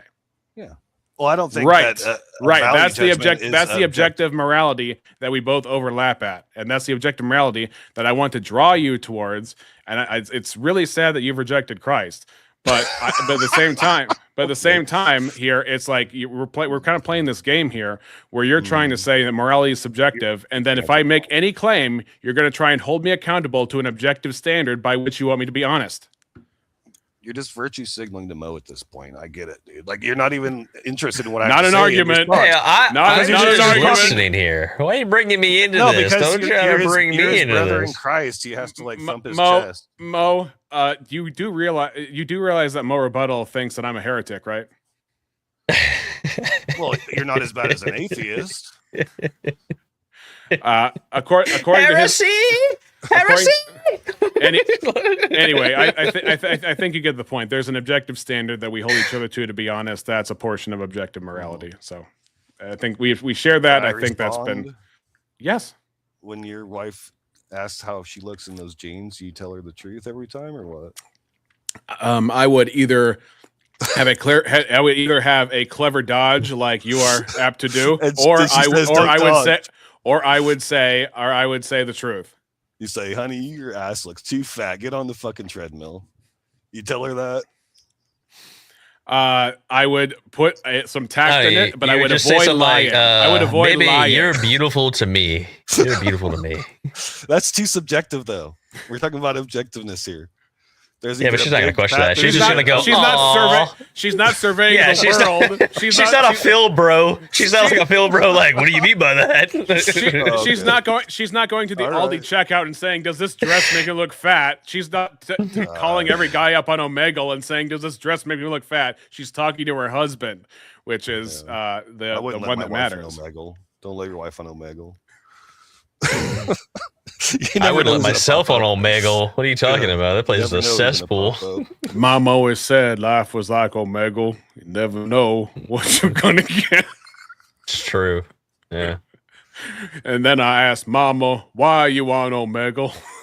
Okay. Yeah. So on that? if all right, you're trying to nail me on moral oughts and objectiveness and blah blah blah blah blah. Why ought I follow God? Because it's objectively true that we are made in his image, we're his property, and we ought to do what he says. He loves us. He has given us purpose. We owe everything to him. That's not a good enough reason. Yeah, it is. No, it isn't. That's not an ought. That's just like your preference, bro. Property rights aren't preference. A good reason. Property rights aren't real. They're abstracts, right? You can steal your property back, steal your life back from God. So if I steal your channel, nothing wrong happened. If I just take your channel and all your money, nothing objectively wrong happened. No, if you steal my channel, you're the one who's going to get probably hurt for that. Because you're going to be. Have you seen my channel? That's again, that is different than whether something objectively wrong happened. The consequence is different than what happened in the act. I don't see why. Why would he give you keep free slipping will out of if this he stuff? wanted you to be? Why didn't he just make you a robot slave? If he gave you free will. Like why didn't things happen differently? It's not an argument. No, because it shows the absurdity. It's like if your goal, if your humanness, so to say, your essence was to follow and obey God, why isn't that in your programming? Well, we have the fall, obviously. And also, on top of here's the thing: arbitrary nonsense, guy. Everything we just went over that everything is arbitrary nonsense. Now you're saying now you're making a difference between arbitrary nonsense and keeping to a consistent worldview. So again, if it was programmed, they couldn't have had the fall in the first place. That's so okay. They never had the programming. Again, this is why you're so choppy and sloppy with the Bible. It goes back to Revelation 13:8, where it talks about Christ, who is the end of the book. Where it talks about actually, ironically, you're wrong about that too. It goes about Christ being slain before the foundation of the world. And so the whole point is not just us being to an end of itself. Once again, and it's amazing, most atheists do this. They take a singular strand and zoom it out as if that's the only thing that we should pay attention to, as opposed to the Bible as a whole. And so you understand that the purpose of us is for Christ and for God and for his glory, it's not just us being an end to himself or trying to give a function to some need that God has. God just made us because he wanted to, for his pleasure. And we are his property. We are owned by him. We are made in his image. We ought to do what he says. And if we do otherwise, our condemnation is just. And you can say that doesn't make any sense. I frankly don't care, because you're not very compelling. And these arguments you're not even using them to scale. Get one over. You're here to like virtue signal. But what is virtue? It's that your identity politics. You want to show off to your tribalistic crew. Okay, well, you can go after my motive or you can go after my arguments. Pick. Yeah, okay, so the argument falls flat because they already had free will to choose from any tree in the garden. And if it's they were made for Revelation that purpose, 13:8 covers that. You gotta let me finish before you keep cutting me off. My bad. Go ahead. If there was some sort of internal oughtness to them, they would have never been able to do the fall in the first place. Revelation 13:8 covers that. Why ought they not eat from the tree of knowledge and good and evil? Because he commanded them not to. Okay. Why ought they obey the commands of God? Because it's objectively right. Because he's the foundation of reality. And his mind is truth. But that's not any reason. What if they want to go to hell? They shouldn't want. It would be a sin to want to go to hell. They should want to repent and be in communion with God. They should. You're saying they ought to, but like, yep. Why ought they? Why if they want to go away from God because they don't? Because that's what God made them for, and God knows that's best because He's the foundation of reality. Okay, I see. Then He would have just made them so they wouldn't be able to rebel. Like a rock can't not be a rock, right? How about Revelation 13:8, where it's all in God's plan beforehand, including the fall? But you don't believe that either, because what was the year Jesus? Oh, you don't believe that? Okay, well, you're psychic now. Apparently, you have supernatural powers now. What year was Jesus slain on the cross? I don't care, dude. No, what year was Jesus slain on the cross? Oh my gosh.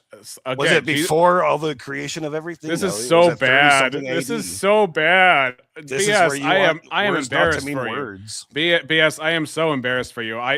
Because you want to have your cake and eat it too. I know you want them to die both before the foundation of the world and at 30 AD. When you're talking about people being chosen before the foundation of the world, I know what that means. That means it was in the mind of God before it was manifest in the physical world. You do the same thing where you just take one strand. It's like we focus only on one strand of reality. We don't put anything together. We just rip things out of context and try and pass it off on unsuspecting Christians. I'm using the tool of logic that you like. No, you're not, because you're not even using the source material to be doing an internal critique. How did if Jesus was slain before the end of the world, that means God had before the foundation of the world, not before the end. Also before the end of the world. Whatever. But it means God had evil in his mind before the foundation of the world. What do you mean had evil? What do you mean had evil in his mind? Because he had to purpose that slaying of Jesus for a purpose, right? There you go. So he predestined the fall. Thank you. So how does an all good God have any evil in his mind? What do you mean have any evil in his mind? Characterize that for me. He knew that the creating would end up in evil. He knew that creating would have a fall and there would be a redemption, yes, and that many would go. What is your yes. definition of evil, though? Let's get that down. Anything that's contrary to God's will or nature. So that's his personal definition, by the way. He goes around town, Well, what? Because it's true. If he's omnibenevolent, he's the standard of goodness. So anything contrary to that is evil, right? And also Genesis 50:20, what you meant for evil, God meant for good. So there are primary and secondary causes. I would say, I mean, in my view, evil doesn't have an ontology. It's the absence of what even if God it's conceptual, it still exists, correct? I'm just saying that the way you were phrasing it, I wouldn't necessarily agree with the definition of evil. You don't think doing heinous acts to children is evil? That's not what he said. You don't think that exists? Yes, come on. I'm saying no. He's changing a noun from doesn't have an ontology. No. The verb form of it. He's talking about the study of a thing versus like, well, what about an example of this action? Is that evil? That's such a skip and a dodge, dude. Verbs don't have ontology at all. Okay, you're just jumping around now. You're just jumping around now. You have to know how to use language if you're going to have these debates, though, right? Because if you're going to sit there and say, I thought I was pretty. So, well, no, you went to a hypothetical, and I was just talking about the nature of evil, basically. Like it doesn't have it doesn't have an ontology, right? It doesn't a descriptor of evil. Like what is evil? I would say it's the absence of it's the negative, if you want, of the good, which God is good. Yeah, so it's purely abstract, is what you're saying. Like where does it fit into the existing? How does it exist? Well, okay, I'll even play with your hypothetical. Like, someone causing harm to someone else, that would be opposite of what God would consider moral and just. So yes, that would be evil. And it fits in the descriptor that I gave. Yeah, and did that thing that happened exist? Did that? The act exists, and it is. Okay, I mean, so evil okay. exists. Because essentially you're agreeing with me because I say it's the opposite of what God wants anyway.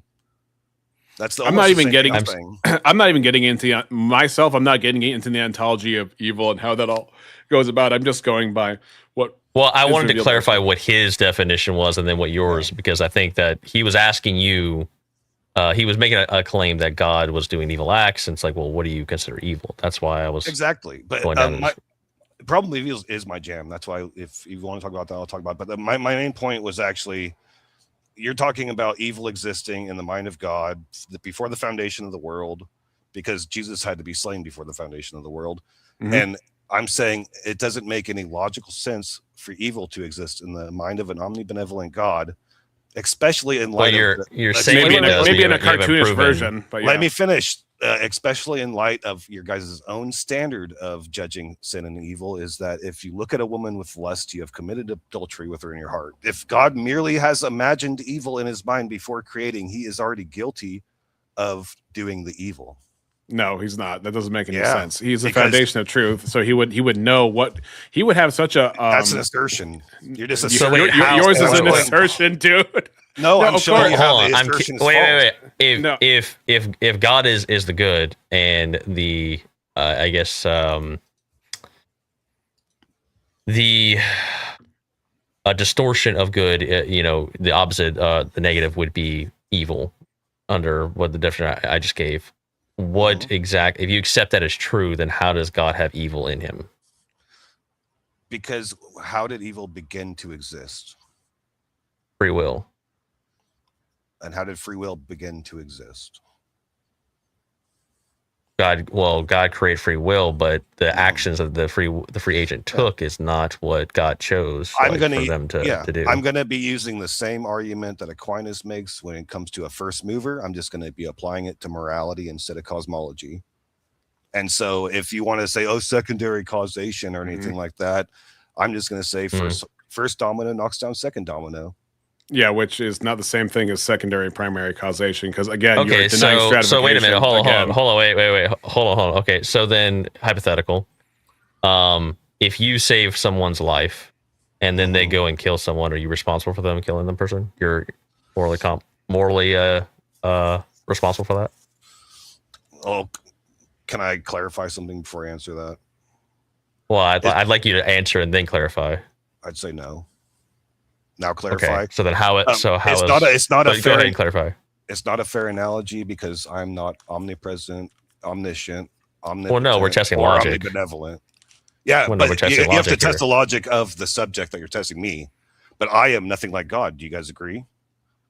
So it's a false analogy that you're trying But logic, no, it's not a false analogy because logically it would hold the same weight. Like if God is a person, why? If I knew that he was going to kill that person, then I would be held responsible for it. Sure. But if I didn't know it, then I wouldn't be held responsible. Who is God held responsible to? To his creation.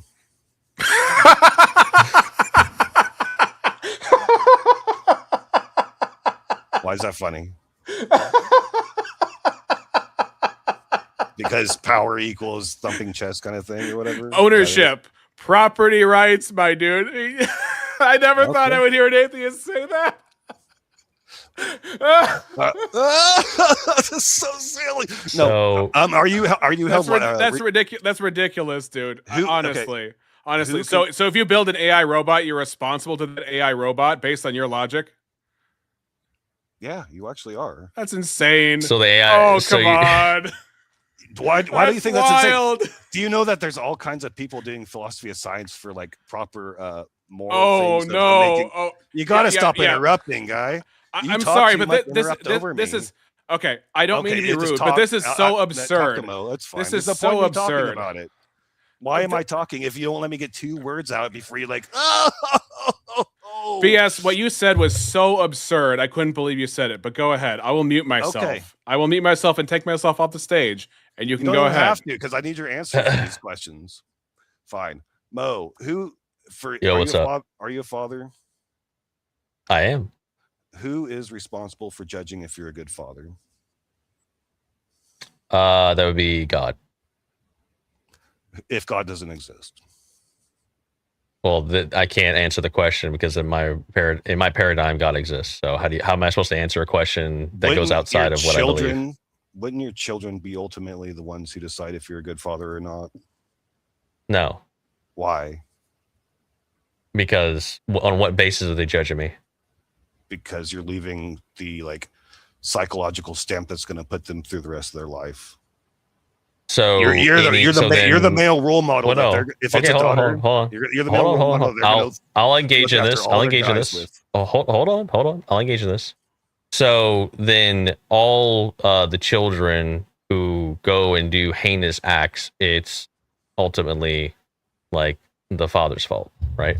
No matter how you raise them. The children are responsible for judging if the father is a good father, is what I'm saying. Right, and they're judging that the father did a shit job, and so they do heinous things. Yeah, do you think horrible fathers raise horrible kids?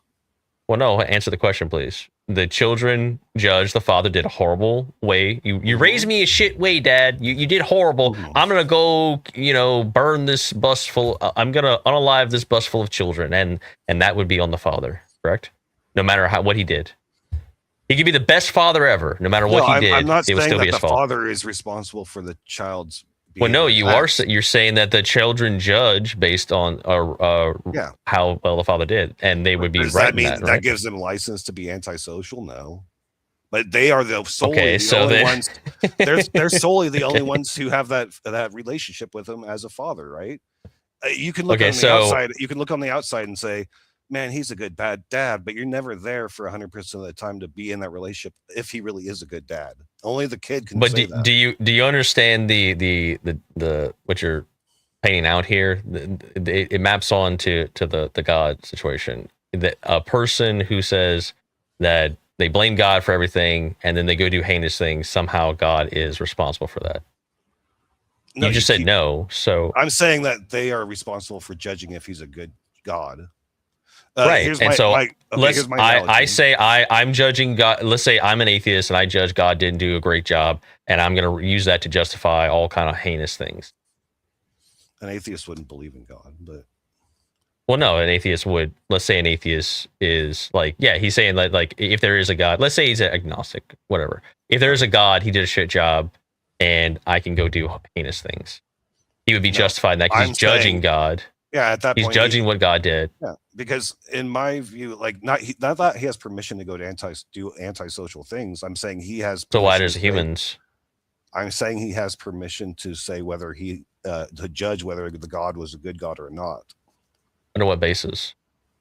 By his own personal relationship with the God. So, but what is he basing that on? His relationship with the God. No. How is he making the moral value judgment that it was wrong? Subjective morality. Okay. Yeah. So, but how would you? My preference. Got it. How? Okay. No. How would you judge that God is good? How do you know that you're not worshiping the devil? Okay, so we're doing the evil God. Yeah, evil God. Okay, so evil God. Okay. How do you know you're not worshiping the devil? Okay, so if we understand good is what ought be and bad is what I'm gonna go refill my drink. I'll be right back. Sure. If we understand good as what ought be and bad as what ought not be, then the foundation of reality would be ought not, and therefore the foundation of reality is what ought not be. Therefore, by being virtue of an evil God, it's a self-defeating proposition and is therefore impossible. No, it's not. Do you think death is an ought not? Death is a result of the fall. When you say death is an ought not, death is an inevitability. But what do you mean death is an ought not? How is that? Jesus came to conquer sin and death. Those are ought nots, right? Yep. Wait. Hold on. Sin, death is an ought not. What define death as an ought not for me? Death is the last enemy because death came through sin. That's very clear. Because death is what he needs to reverse the curse of death. And so there are effects of the fall, for example, like leprosy. Leprosy is part of disease. It's an effect of the fall. God came and Jesus came down and healed lepers from time to time. So right? you do see that there are ought-nots then. You just want to reason it under the fall. You don't want to admit that you could live in an ought-not world. You just have a justification in the fall. That doesn't make any sense. It doesn't follow at all. Just because there are fallout effects, because there are fallout. Just because there are fallout effects of our sin doesn't mean that they are morally culpable actions for contracting leprosy. That's not the same thing, and you know it. There is no morally contractual things for getting leprosy. It's a physical disease. I agree that it's a physical disease, but that doesn't necessarily mean it does not come from sin. You haven't established that. No, you have to prove the positive that moral things can cause physical diseases. I'm talking about a fallen world in which there is distortion of the world coming from under the curse of sin. Oh, by what standard do you prove things? To demonstrate it. No, stop dodging. I need you to demonstrate your claim. By the laws of logic? Logic does not prove that morality makes physical diseases. Did you use logic to ascertain that? Are you just trying to reroute me off of your burden of proof or what?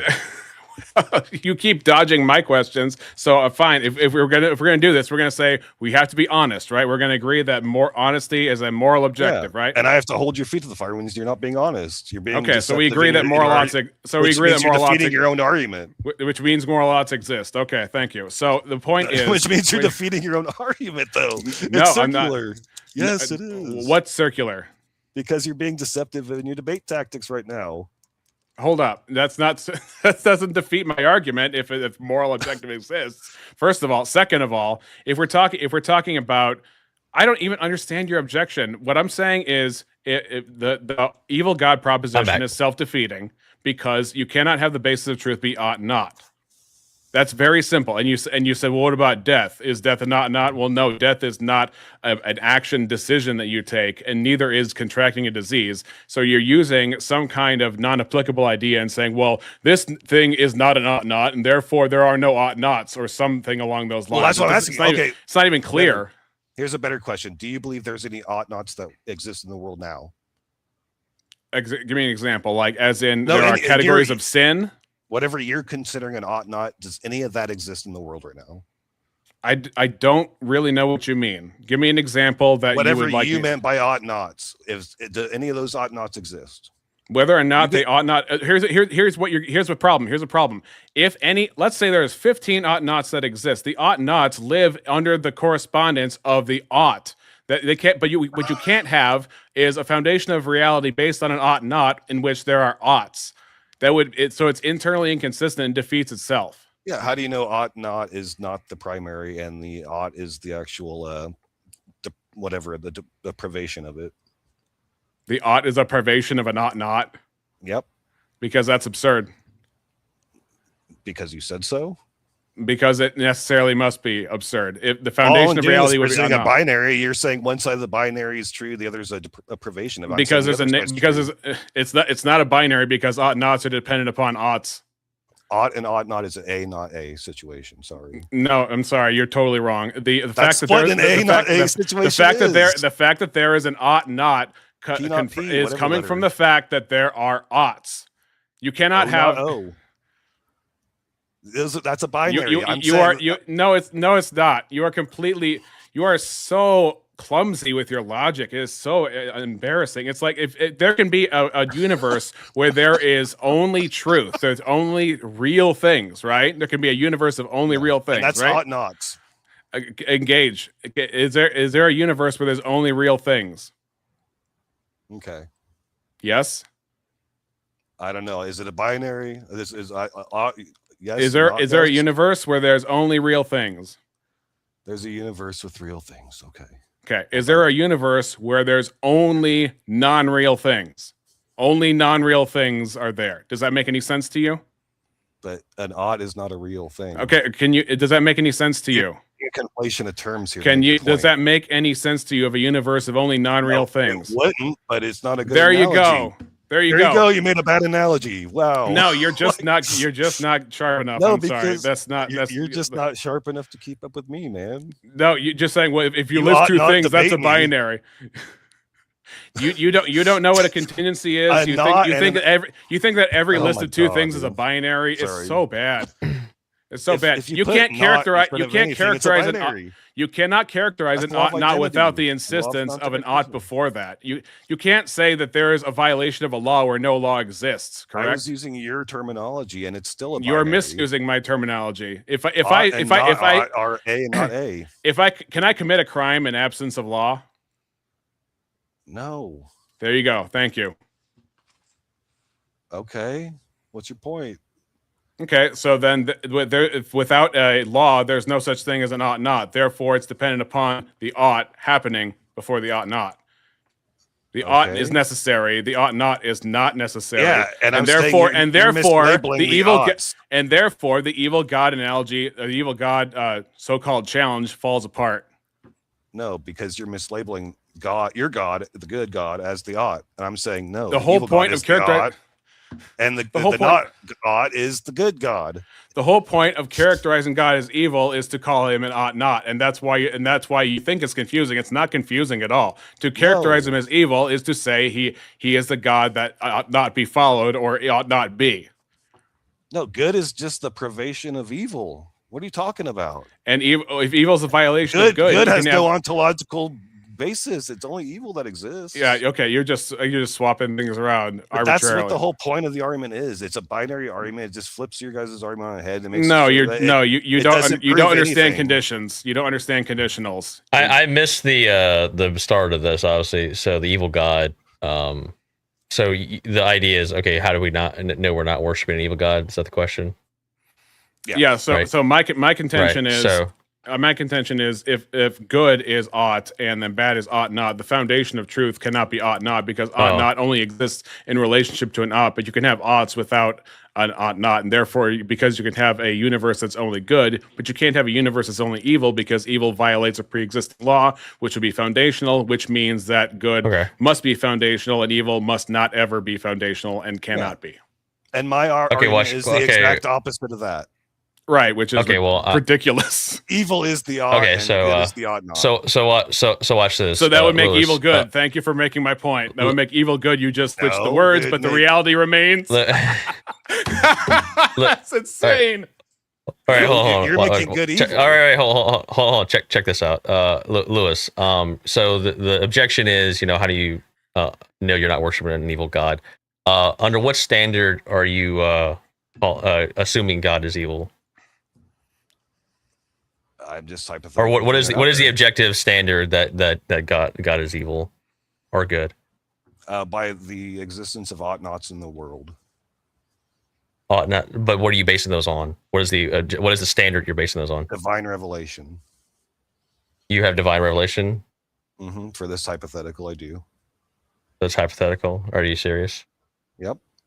You guys get to use it all the time. Why can't I? Just a moment ago, you said your objectives, moral standards is based on your preference. Oh, but this is a hypothetical. This is not my actual argument. Well, in this hypothetical, if there's divine revelation, then I wouldn't be arguing for any God in my real world, but I'm arguing for a theistic God here. So, okay, but under your hypothetical, you get divine revelation, you would know if God's evil or good. So wouldn't it be self-refuting? Yeah, he tells me that he's evil, and evil is the thing I should do. Okay, so in your hypothetical, God tells you that. So then, why even pose the question? You already know.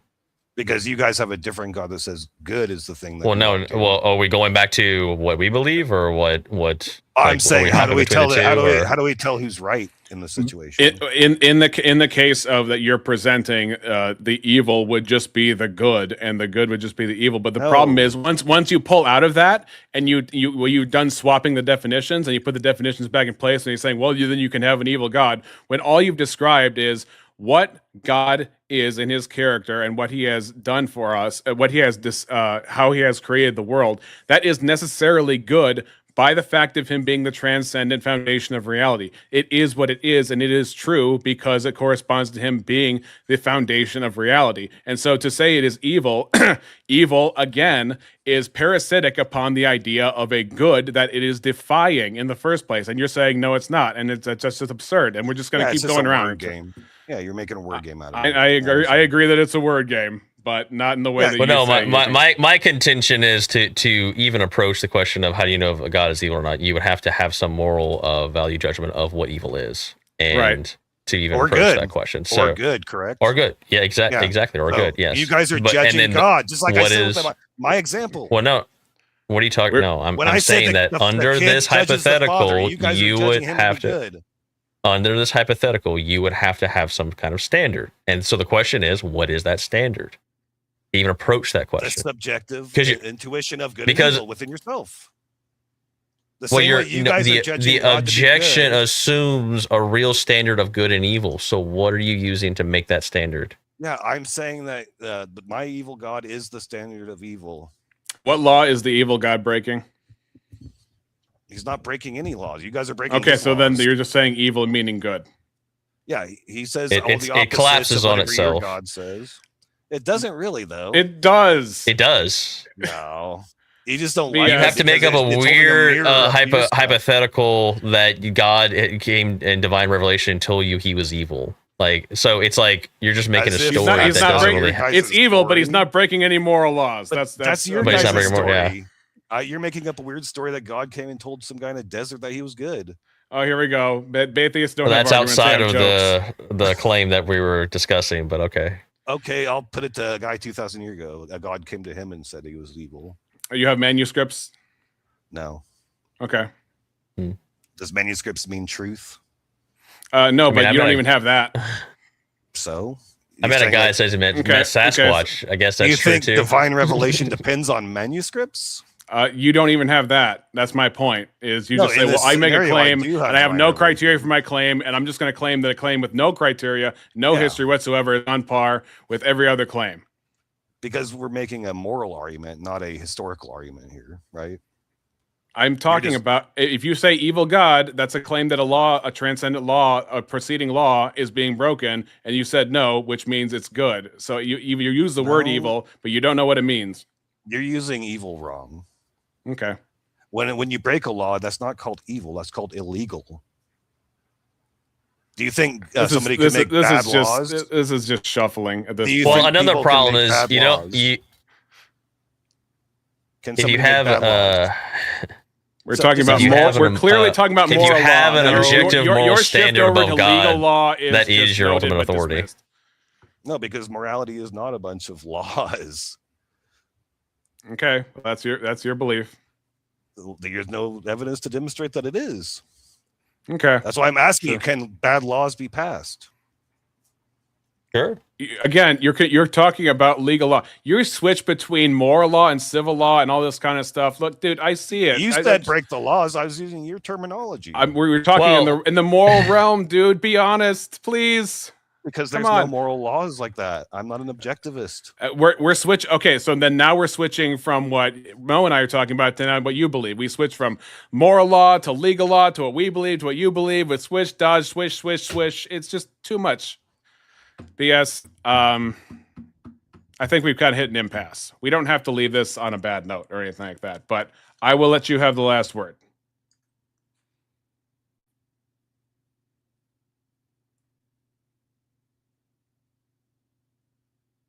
He's a brain in the vat. He's lost all knowledge, so we can't. I was remark. I was thinking, guys. You want me to shuffle some stupid stuff out without thinking about it? Come on. No, go ahead. Take your time, buddy. The question I don't think either of you guys can answer is if an all-powerful God can do anything contrary to his all goodwill or nature. And I can leave you to argue about that. So Okay. Well, I'm not kicking you out. I'm just saying, like, I think we've kind of hit an impasse Oh. on this whole conversation. I thought you were booting me. I'm not gonna boot you, but Let me you know. finish my beer and then I'll leave peacefully on my own. But you tell me about your guys' stuff then. What's going on with you? You want to review that video or what? Oh, we can. We're coming to the end of it where Toronto was going to begin his. Oh, that's Mo. Oh, There it's we the go. Mo show. It's the Mo show.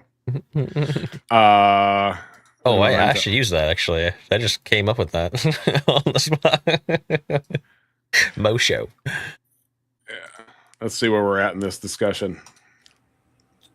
He wouldn't say that because he'd say the other person with subjective morals would disagree. So I mean, from my worldview, yeah, I would endeavor to stop that as best as I possibly can. However, the only way that I would be able to convince other people that that was the case would either be through force or through convincing them through the merits or lack thereof of my argument that they can I ought to pause agree it? with me.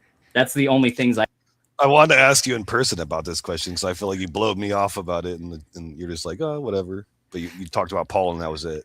Yeah, you're talking. Okay, yeah, this has to do with Revelation when you're talking about with the Jezebel and eating food sacrificed to idols. Yeah, the understanding of that was part of the ritual that was being given to them, as opposed to whether or not they found it in the marketplace, and they were concerned of whether it was sacrificed to idols or not. But that wasn't germane to it. But again, you're not gonna. I don't think you're gonna accept my answer either way. So no, because this is a good conversation for the subject of morality within the Bible. What was the 4 things that the Jerusalem church told Paul to teach to new converts when he left for Jerusalem? That's a good question. I might not have the answer ready for you on this. One of them was tell them to not eat food sacrificed to idols. Okay, that was one of the 4. Okay. Well, I'll have to do more research on that myself. Obviously, I'm hearing it from you, and I'll just take that face value and just not give you a response and move on. I could practically do in order to cause my ideas to spread out any further than myself. Yeah. So B.S. Lewis, offending your conscience is what's morally unacceptable in those. When it comes to those passages, it's talking about the weak or stronger conscience of the believer. So yeah, I thought you were talking about when it was the passage. I don't know if it was Romans 14 or something like that, where it talks about different people with weaker consciences and stronger consciences as far as foods, and let no man judge you in Sabbath days and things like that. I see what you're trying to do there, but that's the answer. There's only 3 mentions of eating food sacrificed to the Bible in the New Testament. It's when the New Jerusalem church sends Paul out. It's when he tells people it's okay to eat food sacrificed to idols as long as they don't believe that they're causing any harm by doing it. But if they harm somebody else by doing it, don't do it. And then Jesus gives his final verdict in Revelation, saying that he's going to do really nasty, bad things to people who eat food sacrificed to idols. Well, I think in that passage he was talking about people who were following a Jezebel, and that would be part of the ritual that she's drawing them into a spiritual practice of doing that. But I would have to study more on that topic, and I thank you for bringing that up, because it's something that I should know. But that in of itself, the fact that some people are capable of doing things that other people are not capable of doing due to the strength. I'm a bad friend. I did not link Mo Rebuttal or anybody else in the link to description. I am very lazy with descriptions lately. Their conscience. To be fair, I just hopped on randomly, so I'll forgive you.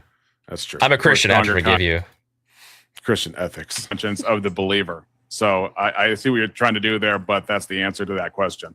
But that in of itself, the fact that some people are capable of doing things that other people are not capable of doing due to the strength of their conscience, quote unquote, means that it is subject to change under circumstance. Here's what it means.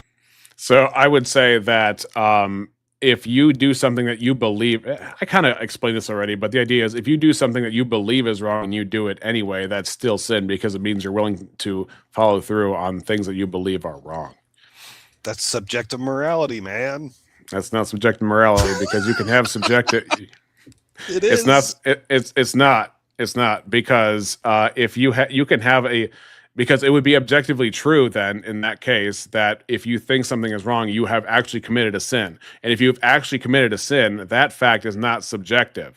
That is objectively true to violate your conscience. That's still objective. You can have subjective convictions within a realm where objective morality exists, but you can't have objective sins in which a realm where only subjective morality exists.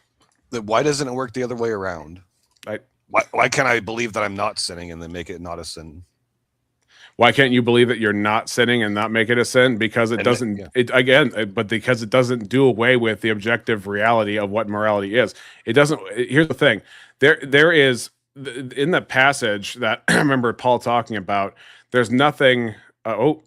Rev Russ has hit it. Rev Russ, we have a question for you. Everybody. Rev Russ, I got a question for you. Do you see that question B.S. Lewis here has on the screen? It's talking about eating food sacrificed to idols, and how there are different passages which touch on the topic of eating food sacrificed to idols.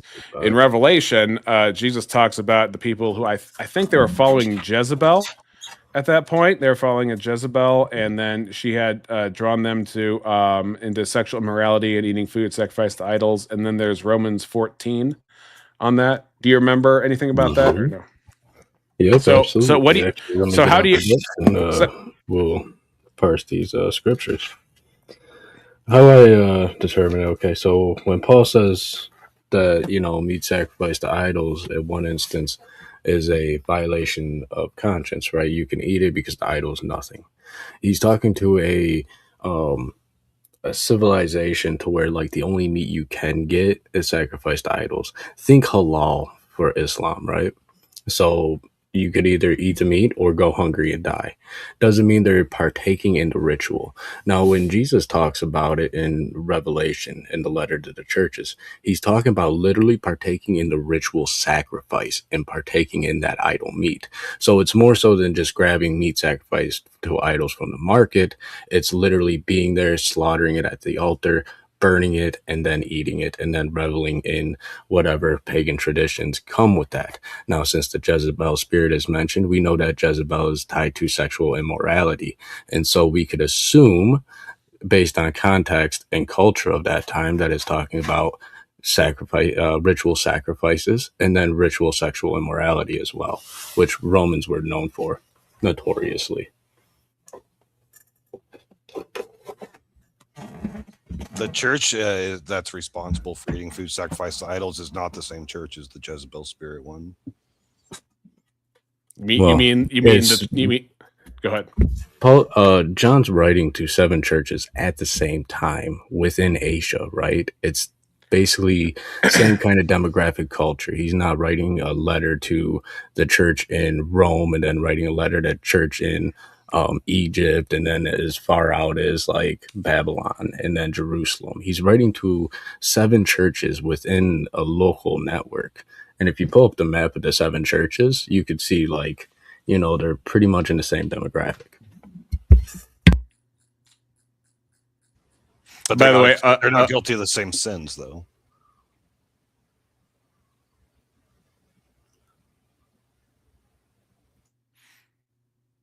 BS, really quick. I don't know if I've introduced you. Rev Russ, this is BS Lewis. He is a tent pole of the Breakfast Tacos community. He helps organize debates, and he is on Missing Mods channel a lot. In fact, that's where I met him. Would you say that you were a prominent voice? Also, Jim Bob speaks highly of his production value on his channel, even though he's an atheist. Cool. Pleased to meet you, Rev. Nice to meet you, too. Yep, I am a Rev Russ, unapologetic preacher. I do mostly sermons, weddings, baptisms, funerals, and I'm just now getting into apologetic debates. I'm not the best by any means. Missing Mod says, met him at my channel, he's bad. That's where bad reacts. All the bad people come to Missing Mod's channel, which includes myself these days.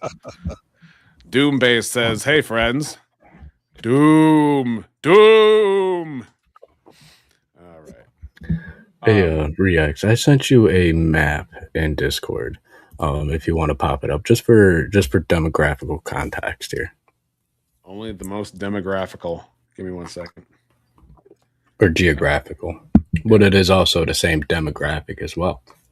Because what's fascinating good to is see Roman you, Rev. culture is very is widespread in these areas.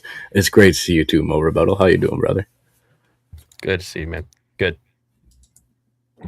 Let me see if I can get this.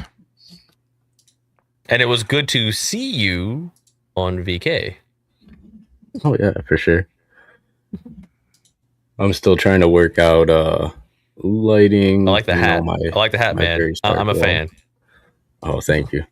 It's not showing up, Rev. I don't know why, but it's not showing up. I'm sharing the screen. It says, but for whatever reason, the image is not showing. Hold on, give me a second. Okay, here I can present for you real quick. Sure. Let me go image file. Then we'll drop that up there. There we go. Okay. So as you see, these 7 churches are very close together demographically. They're all within the Roman Empire, under Roman reign, right? Hat tip to the wrestler. So they're all under the reign of the Roman Empire. And the Roman Empire had a pantheon of gods, of deities that they would worship. And some of them they would worship very distinctively, other ones not so much. But the culture was there throughout. And it was even seeping into Jerusalem as well. And if you read Josephus, you can see that clearly. And then also if you read who's this guy up here? Eusebius will also tell you that in some of these churches in particular, the paganism was quite rampant, especially as they started converting to Christianity. But let's go to the scripture here. Let me get it up. Yeah, BS. If you want to get all the references about eating of sacrificed idols for Rev Russ, that'd be good for discussion. It's Revelation 2:14. Mm-hmm. Yeah, but didn't you say there are 3 references? There's the one I referred to with Paul. There's Revelation 2:14, and then there's another one. It's an Acts. I got to look it up. Hold on. Yes, but you see here, it's also talking about like in 2:14, to eat things to sacrificed unto idols and to commit fornication, right? So it's the doctrine of Balaam. Who taught Balak to cast a stumbling block before the children of Israel, to eat things sacrificed unto idols, and to commit fornication. Let's see what the whole letter to this church says. Because when we take one verse, we kind of miss things, right? Okay, so this particular letter picks up at verse 12. So we're looking at 2:12 and starting from there. And to the angel of the church of Pergamos, right? These things saith he which hath a sharp sword with 2 edges. I know thy works, where thou dwellest, even where Satan's seat is, and thou holdest fast my name, and hast not denied my faith. Even in those days, whereas Antipas was my faithful martyr, who was slain among you, where Satan dwelleth. But I have a few things against thee, because thou hast them that hold the doctrine of Balaam, who taught Balak to cast a stumbling block before the children of Israel, to eat things sacrificed unto idols, and to commit fornication. So right here, so he's talking about the doctrine of Balaam, who taught Balak to cast a stumbling block before the children of Israel, to eat things sacrificed unto idols, and to commit fornication. So let's see. We can get a little deeper into what is being talked about here. My contention with that part would be the entice them, because my angle for the argument would be that Paul is enticing people to eat food sacrificed to idols by saying it's not a sin to eat. See, I think what we have here actually in Revelation 2, when we read it contextually, right? So I know thy works and where thou dwellest, even thou sit in Satan's seat. So he's giving him praise and honor in verse 13. In verse 14, he gives a reproach. But I have a few things against thee, because thou hast there them that hold the doctrine of Balaam, who taught Balak to cast a stumbling block before the children of Israel, to eat things sacrificed unto the idols, and to commit fornication. So he's specifically talking about the doctrine of Balaam, who taught Balak, right, to cast a stumbling block. So I think this is kind of a hat tip to something a little earlier, maybe Old Testament. Let's find out. So who is Balaam? Well, we have mentions of him in Numbers 22, actually quite a lot. So let's see what Numbers 22 says about Balaam. Because you see, the thing about John's writing, specifically the book of Revelation, is that there's no idle thing in Revelation that is not a direct hat tip to the Old Testament Torah and the prophets as well, both major and minor prophets. In fact, you can draw parallel lines between almost every segment of scripture between Revelation 1 and Revelation 22 to things in the Old Testament. And that helps you unpeel the imagery and understand what's going on here. So let's see what Numbers 22 says. Just real quick, guys. I'm out of my Phil Bro logic debate style depth here with all this, and it's late, so Mo, thanks for coming on. Yeah, I appreciate you having me up. This is fun. I'll catch you guys next time. God bless, and I'll see you next time, guys. Yep. God bless, Mo. Have a great night. See ya. Okay, so Numbers 22:5. He sent messengers therefore unto Balaam, the son of Boar, to Pethar, which is by the river of the land of the children of his people, to call him, saying, Behold, there is a people come out from Egypt. Behold, they cover the face of the earth, and they abide over against me. Come now, therefore, I pray thee, curse me this people, for they are too mighty for me. Peradventure I shall prevail, that we may smite them, and that I may drive them out of the land. For I wot that he whom thou blessed is blessed, blessed is blessed, and he whom thou cursest is cursed. And the elder of Moab and the elder of Midian departed with rewards of divination in their land, in their hand, and they came unto Balaam and spake unto him the words of Balak. Yeah, this is pretty much a direct hat to the 2 Numbers 22. And he said unto them, Lodge here this night, and I will bring you the word. And the Lord shall speak unto me. And the prince of Moab abided with Balaam. And God came unto Balaam and said, What men are these with thee? And Balaam said unto God, Balak the son of Zippor, king of Moab, hath sent unto me, saying, Behold, there is a people come out of Egypt, which covereth the face of the earth. Come now, curse me them, peradventure I shall be able to overcome them and drive them out. And God said unto Balaam, Thou shalt not go with them, thou shalt not curse the people, for they are blessed. And Balaam rose up in the morning and said unto the prince of Balak, Get you into your land, for the Lord refuses to give me leave to go with you. And the prince of Moab rose, and Can they I went jump unto in for a Balak. second? Mm-hmm. To my knowledge, there is nothing in the story of Balaam in Numbers that addresses eating food sacrificed to idols or sexual immorality. It's just him trying to put curses on Israel and stuff like that, and then the donkey story. Mm-hmm. And so when the New Testament references the sin of Balaam and Balak, I think that they're actually referencing an extra biblical text, because we don't have access to that story if it has anything to do with eating food sacrificed to idols or sexual fornication. Mm-hmm. Let's see. Yes, this is a particular one that I haven't delved into too deep with this particular letter, 7 churches. So give me 1 second to see what I can come up with. Okay. I put the other ones in private chat, so you can look at the Jerusalem church's instructions to Paul and then Paul's reaction to those instructions in Corinthians.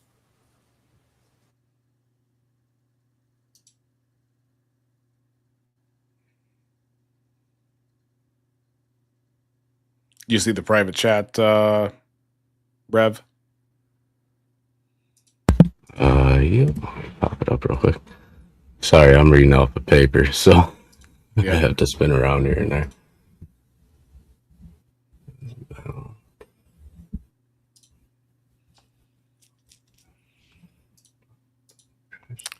Leave it to an atheist to start a Bible study in the middle of atheism stream. No, I used to take it really serious. Re-exam. You'd probably get along with me a lot in my Christian walk, because I was a lot like you, very Bible literal. So I know myself. I'd say thumping. Because Yep. I've got Introduction to the Old Testament here. So let me see what I got. Dude, like I've got like the theology workbook shelf here. Give me 1 second. Like, hold on, I'll show you guys this book real quick. So that's what I'm working with. Introduction to the Old Testament. Give me 1 second. Let me see what Who is that author? This is by Rowland Kenneth Harrison. And it is an oldie. So let's see.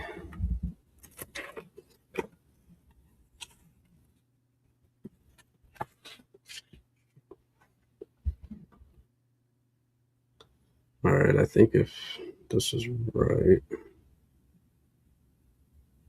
No, we need to be looking at Numbers 24, I believe, right? Yeah, because I'm not looking Balaam's for a whole story. rehashing of the story of Balaam, but if you have a part where Balaam's talking specifically about sexual immorality or food sacrifice to idols, then yeah, it's relevant. But Mm-hmm. Oh yeah, so it's about to be on. So we're not going to rehash the whole story. I'm just going to try to find the bits and pieces that we need to kind of piece it together. I mean, we could.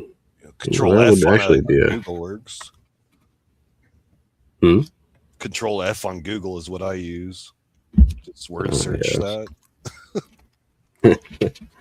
Well, I'm a little old school, and I still don't trust my computer not to lag too bad when I start doing other stuff. So there was one day he sounded like a chipmunk on an after panel. yes. I should get you that clip sometime. I think he starts singing Christmas songs. Yep, I did.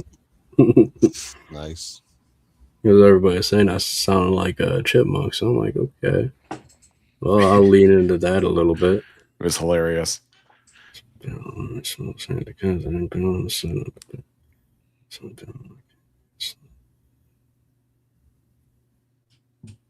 Okay. I think.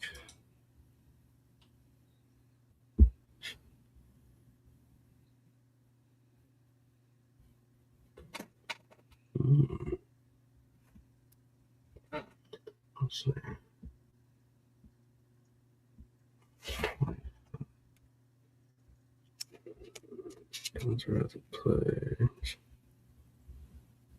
Yes, and Israel abode in Shittim, and the people began to commit whoredom with the daughters of Moab, and they called the people unto the sacrifice of their gods, and the people did eat and bow down to their gods. Yeah, Numbers 25. There's your hat tip. Boom. And and Israel joined himself unto Baal Peor. The anger of the Lord was kindled against Israel. And the Lord said unto Moses, take all the heads of the people and hang them up before the Lord against the sun, that the fierce anger of the Lord may be turned away from Israel. Moses said unto the judges of Israel, slay these. Yeah, so that's what it is. Mm-hmm. Because in 24, it says here that they took up a curse against Israel. Not from the previous one, but then there was another one here. I call thee to curse mine enemies, and behold, I shall altogether bless them in these times. Therefore now flee thou to thy place. I thought to promote thee to greater honor, but lo, the Lord hath kept thee back from honor. And Balaam said unto Balak, spake I not also to thy messengers, which thou sendest unto me, saying, if Balak would give me his house full of silver and gold, I cannot go beyond the commandment of the Lord to do either good or bad, or mine own mind. But what the Lord saith, that will I speak. And now behold, I go unto the people, come therefore, and I will advise thee what this people shall do to thy people in the latter days. And he took up his parable and said, Balaam, the son of Beor, has said, the man whose eyes are open. Yeah. Mm-hmm. Yeah, so there's the hat tip. Like if you read Numbers 24 and 25, you see Israel starts worshiping Baal Peor, which is the doctrine of Balaam. And Israel abode in Shittim. This is how chapter 25 begins. And the people began to commit whoredom with the daughters of Moab, and they called the people unto the sacrifice of their gods, and the people did eat and bow down to their gods, and Israel joined himself unto Baal Peor, and the anger of the Lord was kindled against Israel. Okay, my bad. So that's the hat tip. It's not. So it wasn't necessarily like, in that moment. And it could even be a reference to in that moment too, because there was that idol sacrifices going on within Rome and Roman culture. And then that also coupled together with like things like mass orgies and all kinds of crazy heinous stuff that the Romans would do.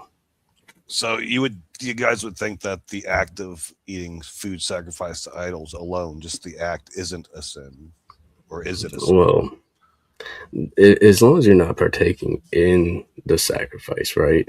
You're not doing the action. You're not sacrificing the meat to the idol. You're not slaying it on participating in the altar. You're not ritual. participating in the ritual. Yeah, it because just happens to be a piece of meat that slides across your table. It ain't nothing, right? Yeah, in the context of like 1 Corinthians 8, the only permissive, let's just say all the other ones are restrictive, but the only permissive one I see has to do with like it appears to be more like in the privacy of your own home, whereas the restrictive ones have to do with where the rituals are being taken place, in terms of what Revelation 2 has. That's not nearly as clear, I don't think, in let's see, is it Acts 15? Yeah,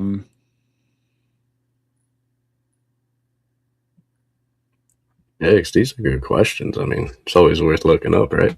Yeah, why? My question is, why not be more specific about partaking in the rituals versus just eating the product of the ritual? Because it sounds to me, upon plain reading, that eating the product of the ritual is what's bad. Well, I think the synthesis of it is the fact that we know that there is no other God but God. It's not the meat itself that is, cursed if it's, as long as it's received with thanksgiving. But there are certain actions and certain contexts that would be sinful for public testimony and for weaker brothers. So, for example, if I'm around a guy, and I think I use this example in the Aiden discussion, but if I'm around a guy who I know has a past of alcoholism, and I'm just in front of him and I'm just shotgunning and beer bonging and all that kind of stuff, obviously beer is nothing, all that. I'm allowed to drink beer. And I can have it as long as I have it responsibly. But if I do that in front of somebody who's got a clear weakness and I'm drawing him back into a former sin by temptation, then it's a sin on my part. And so if you have like Gentile converts who if they don't see you eating meat, and meat is just meat and idols are just statues, right? There's nothing materially that happens to the meat if somebody does a ritual in front of a statue. And like I've said, if it's at the market and you don't know whether or not it came from an idol, don't let it bother your conscience. At the end of the day, meat is just meat. So that's how I understand it. Is you shouldn't have it be mistaken that you as a Christian are taking part in the rituals of the pagans, and you shouldn't draw converts who were once pagans back to their idolatrous ways by haphazardly and inconsiderately doing actions in front of them that would draw them back to those actions. Does it work in reverse too? Would you say that if you guys are praying blessings over a meal before you guys eat it, does it do something to the meat, or is it do nothing to the meat?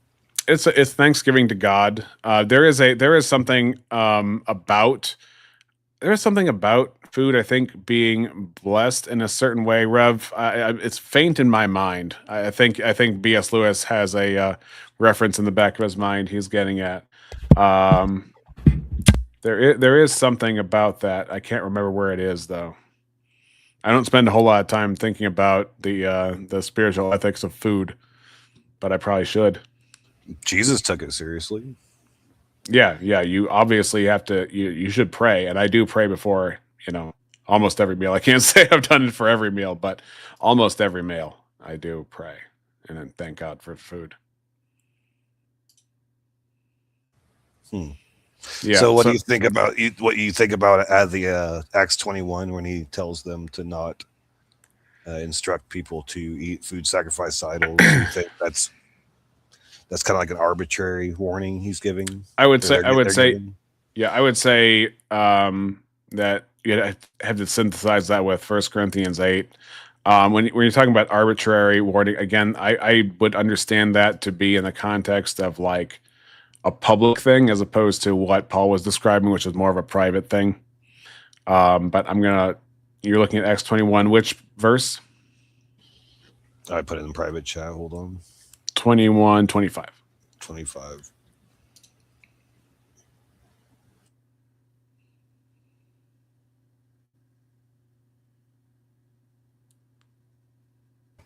So this is supposed to be coming from James and his crew, the spiritual successors of Jesus's ministry in Jerusalem. Mm-hmm.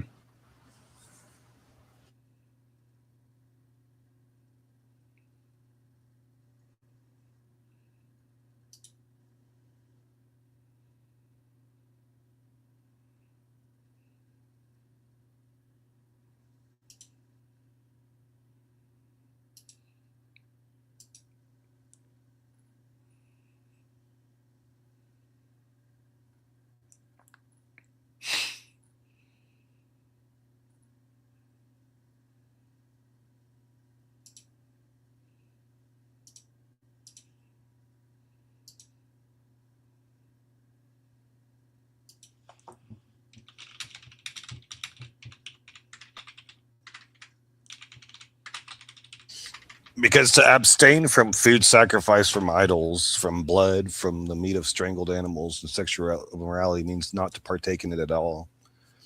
They're not saying with a good conscience or any. They're not making any qualifiers upon the restriction for the eating of food sacrificed to idols.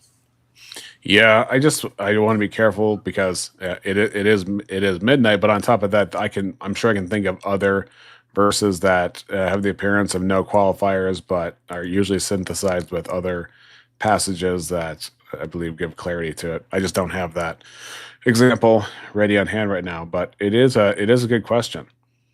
Yeah, because because I know a guy named A's Philosophy. I don't know if you've met him. He's a Christian. You tried to set me up with A's Philosophy. Yes, he's a Christian who doesn't think Paul is a real, authentic apostle, and these would be verses that he uses to show evidence that he's actually going against Jesus's church established in the holy city. It's interesting. What is his explanation for the Book of Acts? You'd have to talk. I'm muted this whole time.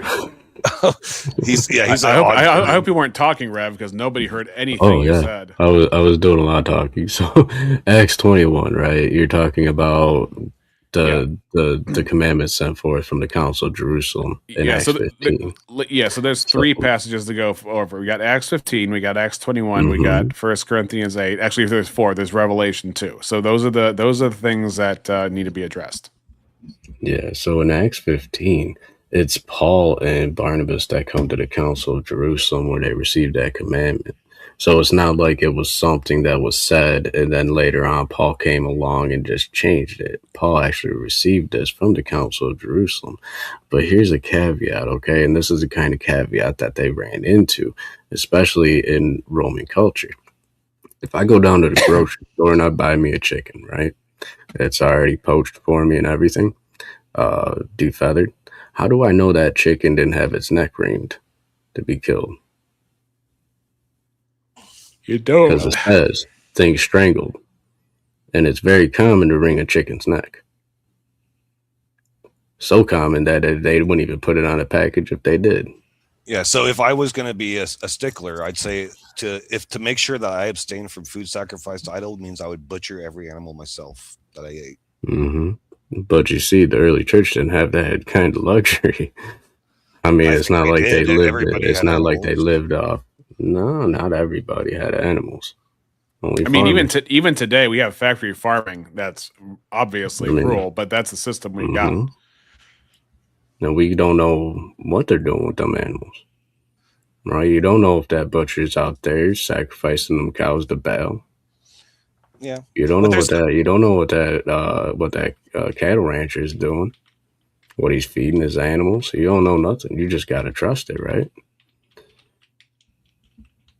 Yeah. That's the kind of problem that they faced, because you see, when you live in a highly dense populated cities like the cities were back in the day in Rome, keep in mind Rome was pretty big when they built their cities and stuff, especially these metropolitan areas. Like it wasn't like just a bunch of farmlands connected together like what you'd see in the Midwest. You know what I mean? This was more like Chicago, Detroit, New York kind of living. You know, not everybody had animals. Not anybody could afford the land to have animals. I understand that, but the interesting thing about the Romans is, like, you had to get licensing to do certain things within the Roman Empire. Farming, agriculture, and raising animals were definitely on that list of things that you had to get licensing for. Christians were heavily persecuted, so they were mostly underground, and they were at literally they were kind of at the mercy of the Roman Empire for the longest time. I understand your objection, but it doesn't apply to the 1 Corinthians stuff that we're talking about, because in that thing that Paul's talking about, those people have knowledge that they are eating food sacrificed to idols. It's not like they're doing it from ignorance or somebody snaked in on them. They're saying it. If you do it, it's not going to do anything to Jesus. He doesn't care. Just don't let other people think about it. So, full disclosure, I popped it into ChatGPT to see if there's any things. I'm again being transparent about this. So let's see what ChatGPT says about this. I said, this is the exact phraseology I used. How do Christians, in fact, I could just share it. Let me. I don't want to ban anybody. Okay, share screen. So we've got. Nope, not this one. There we go. How do Christians synthesize eating animals, sacrifice idols from 1 Corinthians 8 as opposed to Revelation 2, Acts 15, and Acts 21? 1 Corinthians is actually saying that idols aren't real gods. Meat itself is spiritually neutral. Therefore, eating is not inherently sinful. But if it causes weak to believers stumble, don't do it. And we can skip down to Acts of the Apostles 15 and 21. Council of Jerusalem, the apostles instruct Gentile Christians to abstain from food, sacrificed idols, blood, strangled animals, sexual immorality. This gets repeated in Acts 21. This isn't a philosophical treatise. It's a pastoral compromise to unify Jewish and Gentile believers. And that's interesting, too, because in the first few chapters of Acts, it also talks about how different people of different nationalities were not getting the same level of treatment by the people who were serving food as they were getting together. And so they had people, there was a compromise of people of their own nationalities serving foods to people of their own nationality just because of that bias structure that was there between the people. So that makes sense. And that does keep in kind with that. Now, for Book of Revelation 2, it's paired with idolatry, sexual immorality, false teaching from Balaam and Jezebel. Not about buying meat to the market. It's about participating in pagan temple practices, cultic feasts as part of idolatrous worship in the ancient world. The synthesis would be marketplace meat, private neutral context, sensitive fellowship context, Jew-Gentile unity, and then idolatrous religious participation, temple feasts, and allegiance. So it was not based on an ontological thing of what happened to the meat to change its material nature, but in terms of the public effects it could have by those who had a different conscience based on their upbringing or things like that. There's other stuff here. We can read the whole thing if you want, but those were the highlights that I got out of it. So it's up to you guys if you want to. Oh, I don't like how this looks. It's up to you guys if you want to read the entire thing. It is getting late for me, but again, BS, I can give you the last word. And I want to apologize formally for all the times that I interrupted you when I should not have. So I definitely over talked to you, and that was not good. So it's fine. It was a spicy debate, and I enjoyed it. And I'm just glad I was able to make two seasoned Christians think about some doctrinal stuff that they might not have thought about with the food sacrificing idols. So it's not often talked about. Yeah, as you can it's tell. been a pleasure. Yeah, I'll dismiss myself. It's been a pleasure. Thank you guys. Have a good night. Have a good night, Base. Nice talking to you, Base Lewis. It's nice meeting you. Yeah. Sorry, I rolled in late. I had to help get the kids to bed. What about second dinner? Yeah, second dinner. What did I get? Second breakfast, second lunch, second dinner. Yeah. 6 meals a day. I'm going to need second sleep after all this streaming all week, man. I definitely wanted to get, now you missed all of it. You missed all of it, but you were here for the food sacrifice idols part, and that was pretty good. I don't think BS is going to be receptive of the response. I think that he brought that up last time, which was actually, let's see, can I actually find the video in question? Oh, not a video file. I like going right to scripture and just making sure that I'm getting my context right before speaking on some like arbitrary like that usually doesn't come up. Well, if you go back and watch this stream, my main criticism of B.S. Lewis is he'll take one strand and one dimension of a thing and claim it to be the entirety of the case, and he does that multiple times. And I try and show him it's like there's more than that going on. For example, he would say that we have a mind, God has a mind. It's basically the classic, therefore God's opinions are stance dependent, and God, just has, thoughts just like us. And it's like, well, no, his mind is transcendent. It's the foundation of reality. And therefore whatever he thinks is necessarily true. I mean, it was kind of a fascinating back and forth between him and I. But Revelation 13:8 is a powerful verse in terms of like countering what is called the problem of evil, because God purposed for the evil to happen. And he was like, well, yeah, how could an all omnibenevolent, good God have evil in his mind before that happens? And of course, the tricky phrase there is have evil in his mind, because that could mean like the plan would include evil to happen, or that God had an evil mind, or had, partially evil mind and things like that. So I wanted him to clarify what he meant by that. And if the steel man of that is, how could an all good God use evil in his plan? And it's just like, it goes kind of with Romans 9. It's a pretty brutal reality, but Romans 9 talks about what if God, in order to make his mercies known, set forth vessels of wrath. Let me actually read the passage in and of itself. But Romans 9 is not a fun verse for anybody, but it was written for a reason. I mean, if you wanted to have a lot of recruits to your religion, you probably wouldn't have written Romans 9. If you wanted people to worship your God, if he wasn't God, you wouldn't have written Romans 9. That's why I like Calvinism, because it kind of fits with Romans 9. Absolutely. Because anybody who reads Romans 9 that doesn't have an understanding of like Calvinism, they tend to get really upset about that. Like, well, you know what? Instead of a highlighter, I'm just going to use a Sharpie and redact this whole chapter and forget it ever existed. Because literally, Paul's saying, Esau I hated, Jacob I loved. By the way, I do like how the way the hat looks on you, just so you know. I got a few. It's my style, so. It is your style, so. This isn't the only one I got. Yeah. That's for you. That's for your cowboy hat. I was gonna say you get a fedora and then you can go through your atheist face. Yeah, I had to go with the Johnny Paycheck though. I like the Johnny Paycheck brim. Oh, all right. Where was I? Romans 9. For the scripture says to Pharaoh, and let's start actually verse 16. So then it depends not on human will or exertion, but on God who has mercy. For the scripture says to Pharaoh, for this very purpose I have raised you up, that I might show my power in you, that my name might be proclaimed in all the earth. So then he has mercy on whomever he wills, and he hardens whomever he wills. You will say to me then, why does he still find fault? For who can resist his will?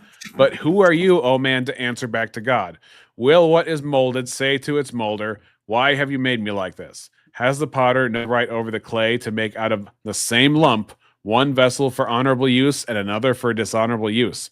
What if God, desiring to show his wrath and to make known his power, has endured with much patience vessels of wrath prepared for destruction, in order to make known the riches of his glory for vessels of mercy, which he has prepared beforehand for glory, even us whom he has called, not from the Jews only, but also from the Gentiles. And also I like to pair that with Jude 1 verses 4, which says, for certain people have crept in unnoticed, who long ago were designated for this condemnation, ungodly people who pervert the grace of our God into sensuality and deny our only Master and Lord, Jesus Christ.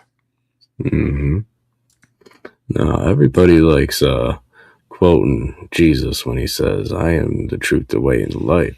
Nobody comes to the Father but by me. But they always overlook when he says, nobody comes to me except the Father draw him. Correct. John 6:44. And he said that before he said, I am the truth, the way, and the life. Right. And they also draw on the whosoever, as if whosoever doesn't include who God has foreordained and elected to that.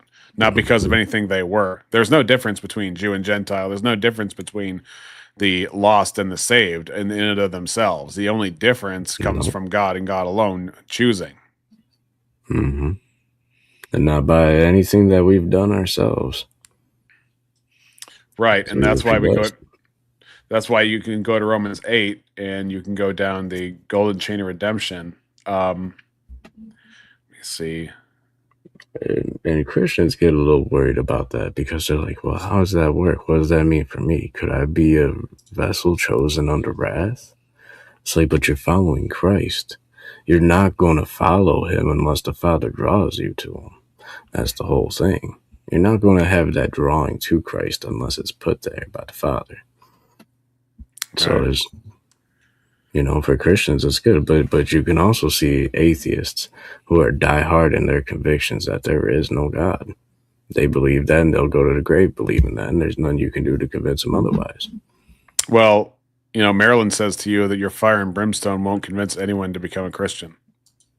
Mm-hmm. No, I ain't here to convince people to become Christian. I'm here to preach Christ and Him crucified, that the elect may hear and their spirits be quickened. Mm. And that's not up to you and your convincing and your intellectual stuff. It's the pure word of God. In fact, I plant the seed. I don't water it. I don't nurture it. I don't make it grow. I plant, another man waters, but it's God who gives the increase. Right. So golden chain of redemption, that is Romans 8, verses 28, 29, and 30. And we know that for those who love God, all things work together for good, for those who are called according to His purpose. For those He foreknew, He also predestined to be conformed to the image of His Son, in order that He might be the firstborn among many brothers. And those whom He predestined, He also called. And those whom He called, He also justified. And those whom He justified, He also glorified. Yes, sir. And we can also go to John 1 to see this even more so. Let's see. John 1:12. But as many as received Him, to them gave He power to become the sons of God, even to them that believe on His name, which were born not of blood, nor of the will of the flesh, nor of the will of man, but of God.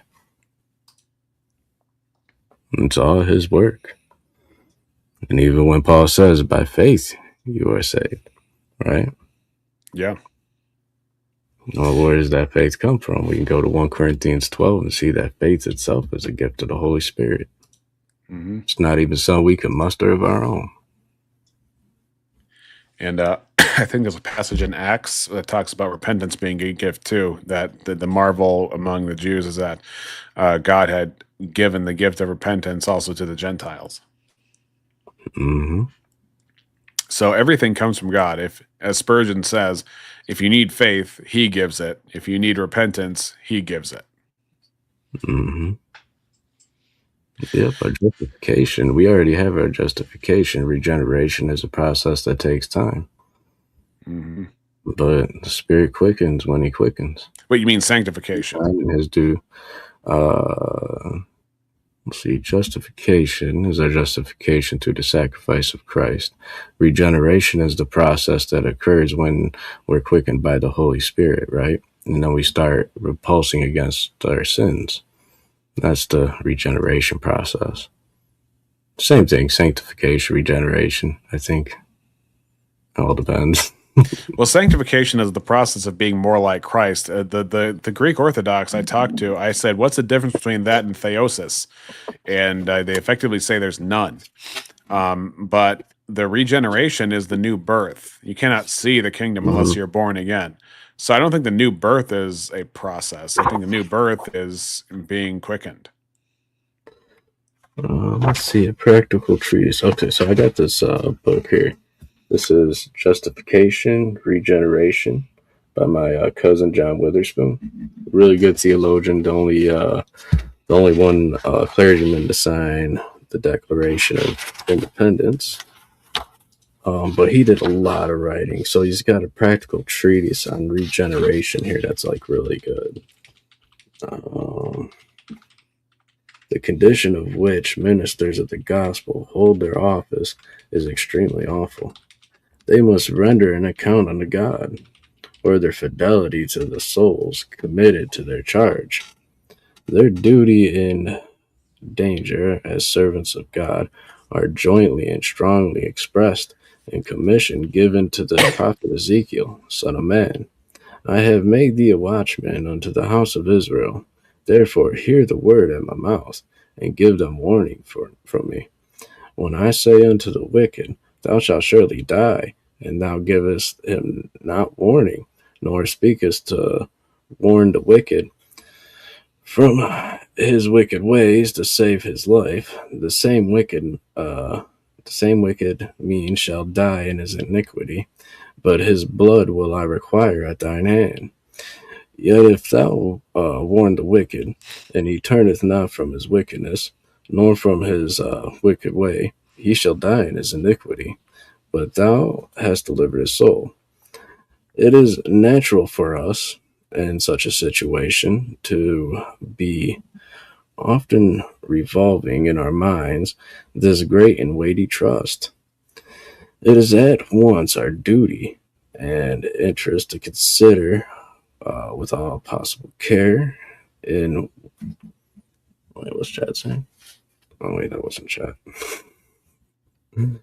Anyways, he's got this really great essay. I'm gonna have to PDF this and send it to you. You will, but it's fascinating because it talks about how the Holy Spirit is the regenerative force. Like, we're justified through Christ's sacrifice, and then the regeneration process takes time. Like, it's not like an instantaneous thing. You get dunked in the water, you eat the wafer, and now you're completely pure of sin, and you're not going to be tempted anymore, and all that. So, well, okay. I'm pretty sure what I'm getting off of it. I'm pretty sure regeneration is the new birth that's talked about in John 3. Mm-hmm. Being born again, because being born, I mean, once you're how'd I put this? Birth is a process, but being born, like having exited the womb, so to speak, is not the process of itself.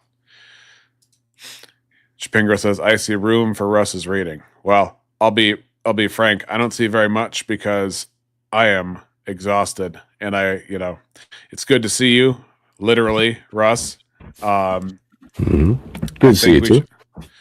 I think we should definitely schedule a Rex and Rev episode for next Sunday. Hopefully a little bit earlier, unless you have a better schedule thing going on.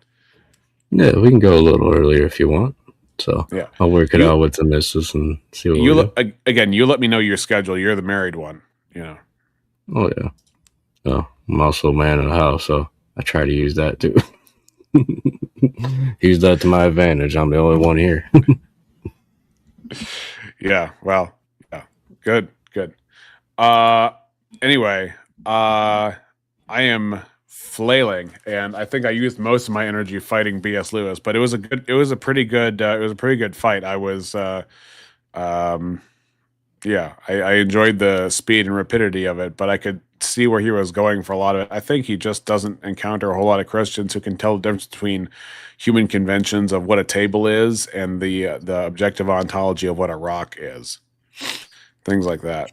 Anyway, it'd probably be a good primer for you to look over at some point. I hate the fact that I gave you so much homework from your absence, because it's like there's a lot of good stuff there, but it's just like too much, No, that's all right. What have you got to before we sign off for the night? Because I checked out the stuff with Jim Bob. Let me see what else. So he had Jim Bob, T Jump. There's another debate coming up as Foursquare this Wednesday, and I'm going to be in that one too. And I had that Foursquare debate between me, Def Knot, and Mo. And then there was that time I was on Natural Law with Ryan Mullally. Oh, Chapingo wants the closing verse from the Reverend. For sure, we're going to get to that. I just want to see what I gave him. Oh yeah, so I gave you one video where it's me and Mo talking about atheism and Odinism, which I never thought I'd have to cover. Then it was the Foursquare of Do Rights Exist, and then it was my interactions with T-Jump, and then it was Natural Law, and then it was Jim Bob, and then I did a short derailed stream about abolitionists, which I'm going to try and do a sequel of. This is the sequel to the atheism one, and I want to do the abolitionist one. Actually, you know what? While you're looking up your stuff, I'm going to finish up the video in question. Yeah, for sure. Let's check it out. I got a verse ready for you. Let me see if I can.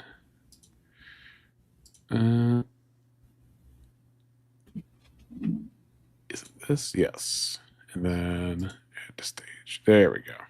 It means if you believe something is wrong and you do it anyway, you've offended your conscience. It shows that you are willing to do what you believe is wrong, even if what you think is wrong isn't actually wrong. That's what's going on there. Go ahead. But there are also, sure, go ahead, Toronto. Go ahead. Oh no, but what he was saying in 1 Corinthians 8 is that those people, some people might see you eating the food sacrificed to idols and have the wrong impression that idol worship is okay or something along those lines. So that's what he was trying to get at. Like, don't be a bad example to people. Yeah. So, for example, if let's say you're a Christian, tell people, doesn't God tell people to like if you're a guest somewhere that it's okay to eat whatever, unless it offends your brother. That's what.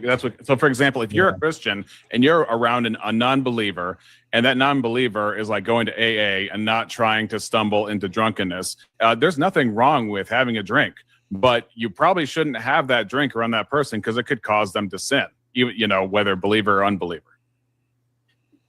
Right. Yeah. But he gives you permission to do that, right? If you're a guest with people. Right. If you're over at someone's house and they're eating food sacrificed to idols, you can eat it. Then it's okay, but that's not subjective morality because no, it's not. All right, what's your reaction to that?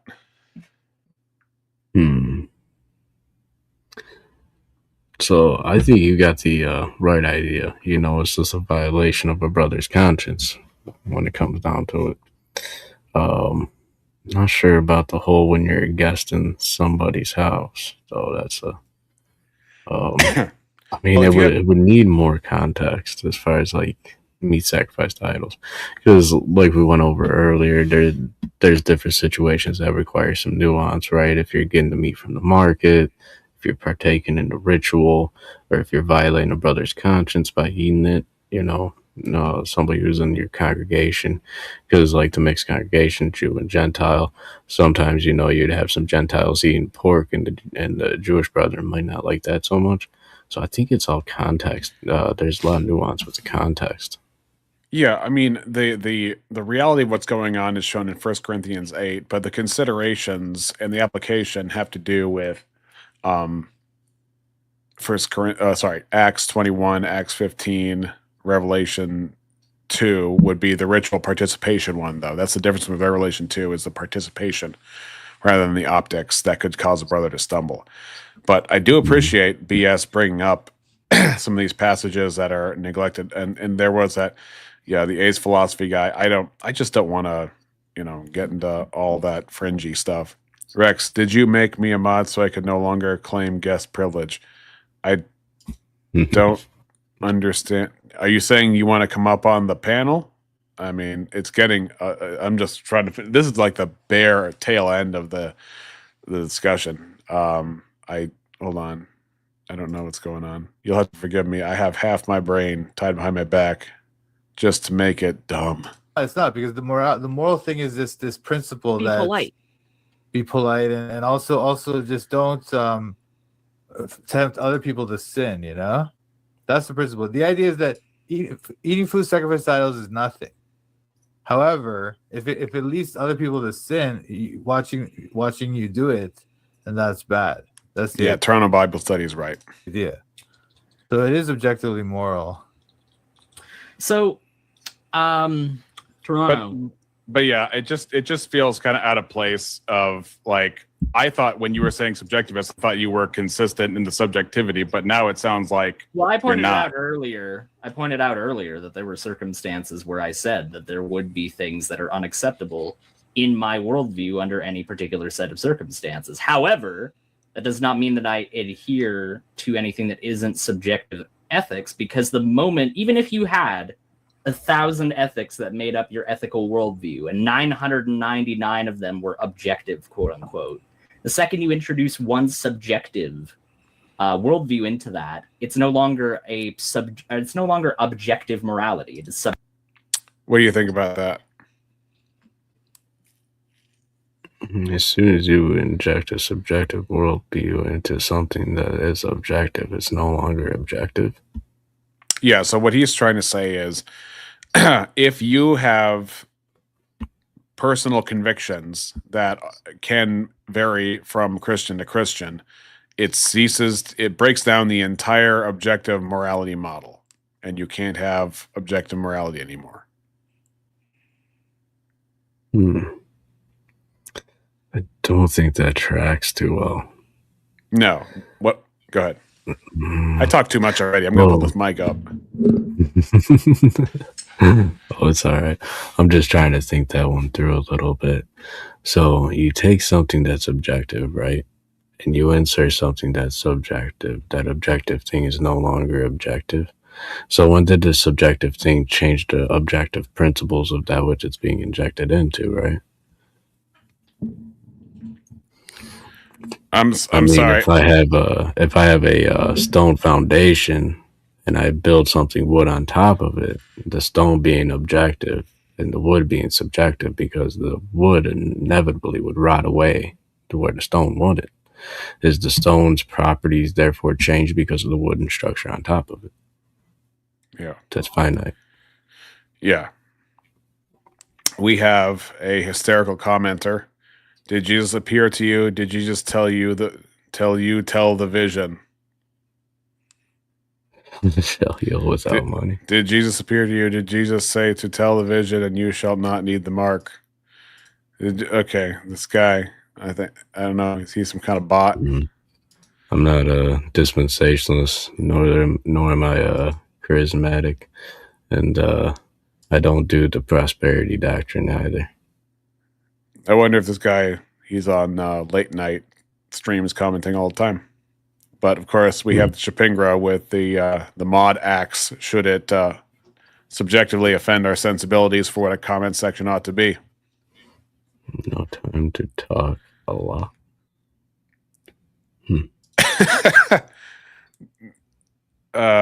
Yeah. Speaking of interesting perspectives. Objective morality. I think we're confusing subjective with contingent upon a particular circumstance or situation. So, for example, if your kid believed that doing something completely innocuous was wrong, but you caught them doing something that they vehemently said was totally wrong, that would be a case of not only hypocrisy, but an offense to their conscience to do it. Maybe it wasn't the clearest way of saying it, but you know what I'm trying to say, right? The fact that they're willing to do something that they believe is wrong in and of itself is the sin. So it's intent is what you believe. That's a component of it. It's not all of it, but that is one viable component of sin. Well, surely intent has to be the penultimate decider, because if somebody unintentionally kills somebody else in an accident, right? If that's just a total accident, then surely that person's not going to be judged the same way as somebody who kills them deliberately. So they wouldn't be judged the same way, but they wouldn't be not judged at all. There's still manslaughter. Right. I'm not saying that there wouldn't be judgment, even in the biblical sense. Of course, there'd be judgment. The point that I'm making is that although the ultimate result, that being that other person dying, is the same, the intent behind why that person died pertains to how that judgment is going to be performed. Agree, but there's more than one. There are situations where there's more than one contingency at play. Not everything is straightforward. Murder is pretty straightforward. Manslaughter, less so. Right. Aiden, examination. Can I jump in here for a second? Because you guys are circling the wagons around deontology and you're getting way away from objectivity versus subjectivity. Just to clear up. By the way, that guy's name is Objective Ethics, or at least maybe his parents didn't name him that, but that's what he calls himself online. And he is an atheist, and he believes you can have objective ethics based on something else, something tangible, I suppose. I don't understand it. I looked at his channel, and he reaches out here a little bit, but I don't understand. I don't understand how you can have a let's see. Deontology is concerned with intent. Utilitarianism is concerned with outcomes. I'll be honest. I don't have I don't know if I have the energy. I'm just going to let this play out, and I'll let you have the last word. But I don't have the energy to tech with ideas. I've been torturing my body all week, staying up so I could be on streams because I am stream addicted. Whereas I'm going to need at least one message with no caps on. Furniture together. You got to put furniture together? Yep, that's what I've been doing most of the weekend. Did verbal combat. Got off there about 6:30, 7 a.m. Crashed out till about noon. Got up, built a dresser. That took me a while. And then, basic day-to-day stuff. Today, we did service in the morning. And then I put together this headboard. Got that in here and set up. So we're getting there slowly but surely. Chipingo says it's your choice, Rex. Might be a bot. Well, tell me, Chipingo, do bots help with the algo?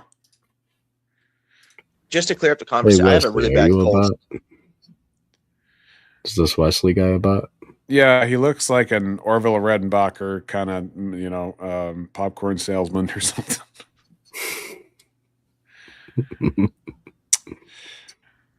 Well, Chipingro, you have set the boundaries and he has broken them. And you have been deputized. He loves the all caps. No, not a bot. I live in all caps, West Virginia.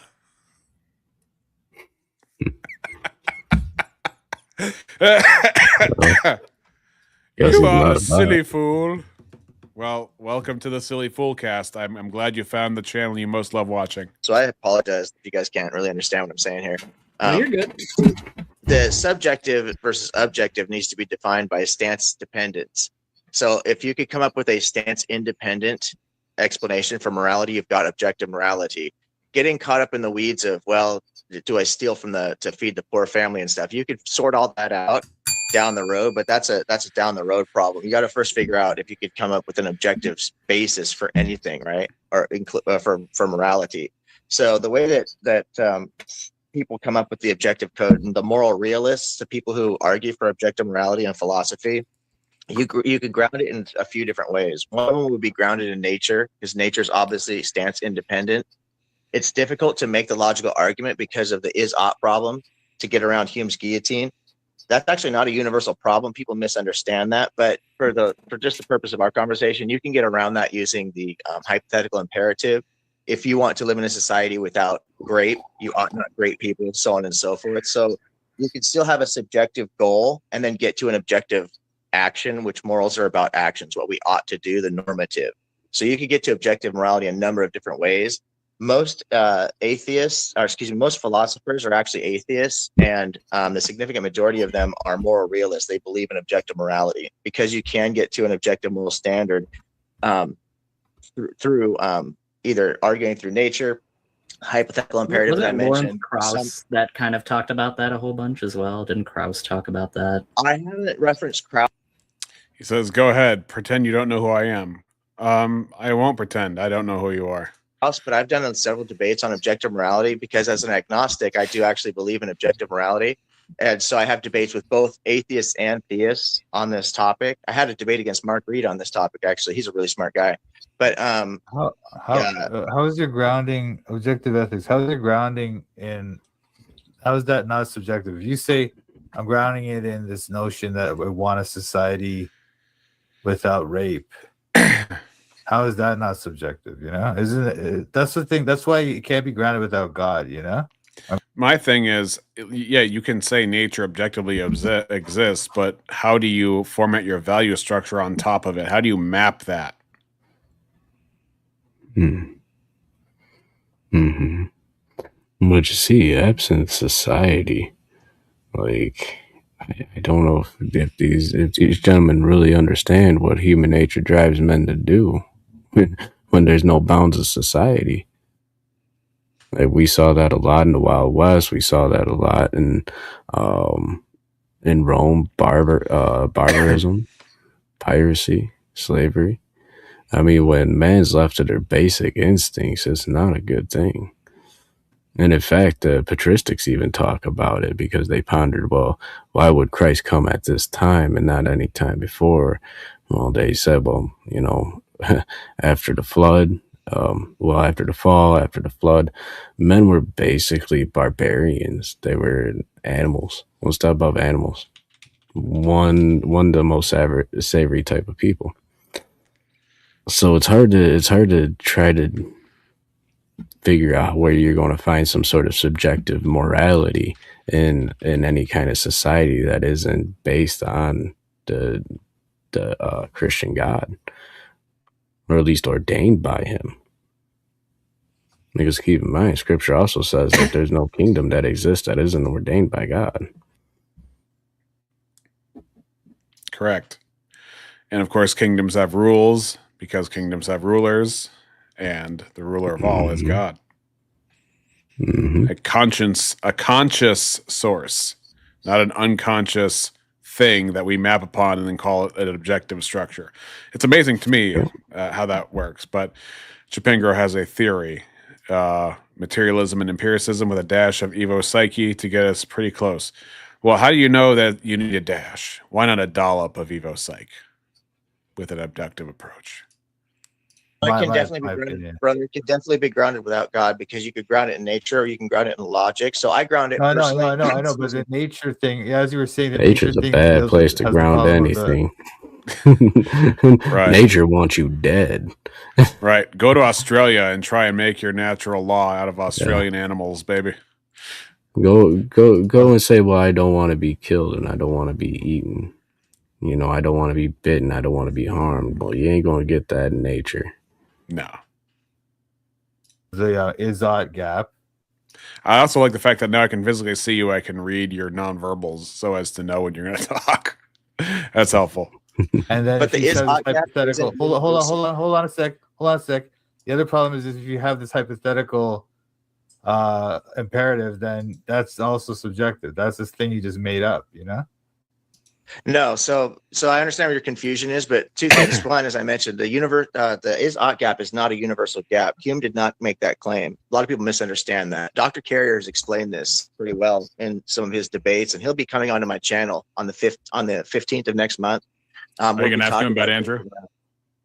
Okay, what's that? Explain why it's not universal. Like what? How could you derive an ought from nature? Does the lion eat by devouring the whole planet at once? Does one dominate all? Do they not have an ecosystem? Yeah. So I'm in terms of like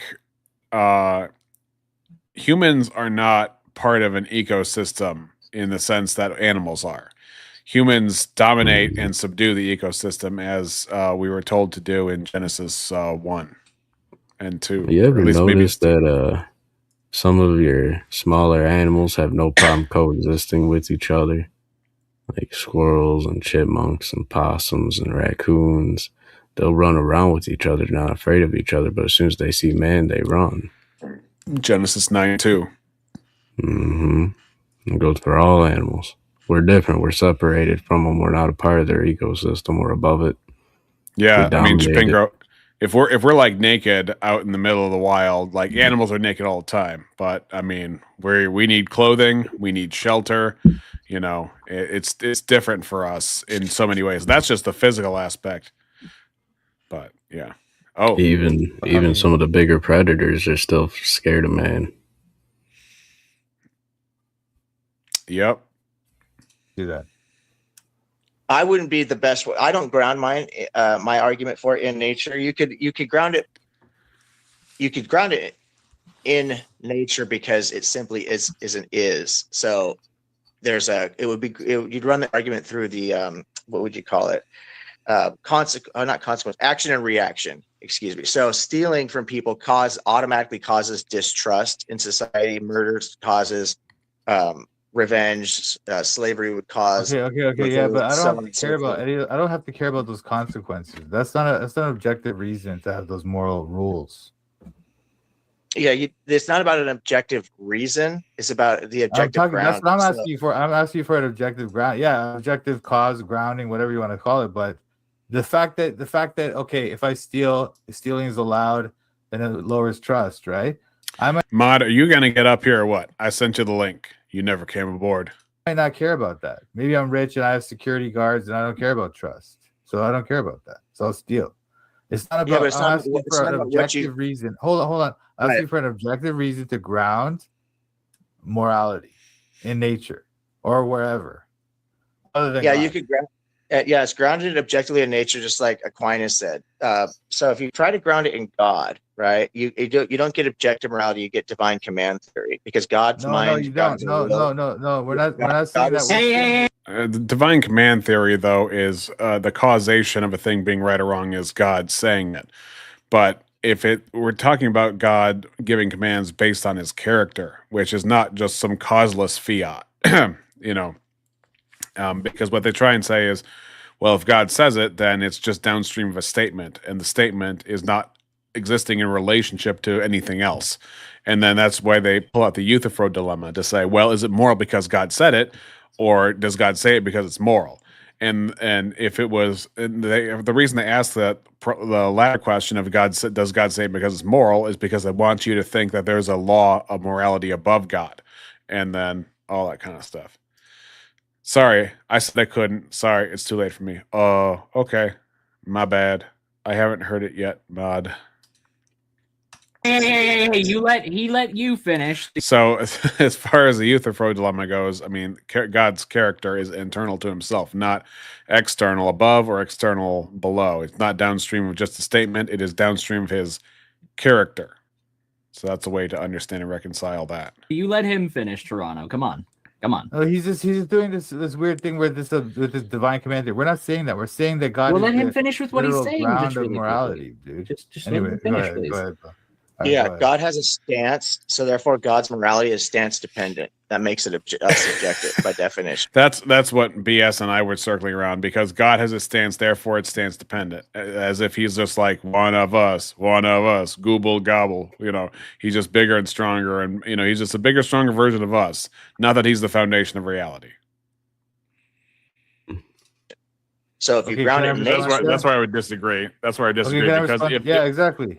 So if the cornerstone of if the foundation of truth itself is the mind of God, therefore God's thoughts are necessarily what is true, and therefore the word of stance dependent means, like, if it involves something conscious, therefore it's subjective, but that doesn't follow if the mind of God is the foundation of truth. How do we know God's the foundation of truth? Because God said so. Hold on. It's not just which would necessarily be true of any foundation of truth if it were conscious. That would make sense. That's not a contradiction or viciously circular, even though it's foundationally circular. Dude, wait, hold on. Objective ethics. We're not saying that God has a stance on morality. We're saying that morality itself comes from God's nature. It's grounded in his nature. So that's why he cannot violate his nature. All right. It's not about his stance. It's not about any decision he makes about morality.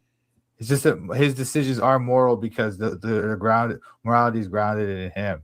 That's the idea. Goodness. Yeah, it's like examination was starting to point out. You get a foundational circularity at that point, which is not a problem, because every foundation is necessarily self-sustaining, which would make it circular, but it's necessarily circular, but that doesn't make it fallacious. What would make it fallacious is if it did not need to be any other way. If I say, this bell is God because this bell told me, well, the bell is made of matter. It's contingent upon the laws of logic. It's contingent upon nature. It's contingent upon chemistry and everything holding it together. It doesn't need to exist. It's not a necessary existence.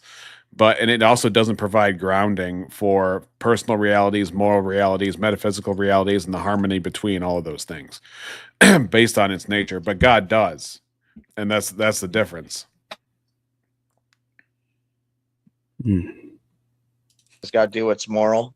But it's not. But you have a foundational circularity, whatever of Toronto. If you're going to talk, it's endemic to my set of ideas, so it's okay.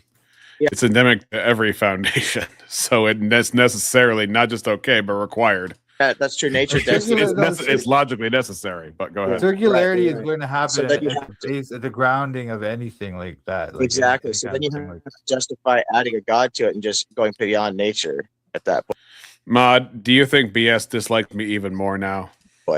So, but the point, because God is this necessary ground. That's the necessary being, the necessary ground for those kind of ideas. That's a claim, and it's a pretty wild claim, in my opinion. But you haven't established that. But to answer your other question about the how you get to the objective normative, it's through the hypothetical imperative. So, for example, if a surgeon wants to perform a successful surgery, they ought to sterilize their equipment because it's objectively true that the goal to meet the ends can be objective. So if your goal, once you select if that's your goal, right? If that's your goal, yeah, right, exactly. So morality deals specifically with the oughts, the normative, what we ought to do to reach a particular goal, which is cooperation, right? What gives cooperation value? Why cooperate? We ought to cooperate because cooperation is good when we cooperate.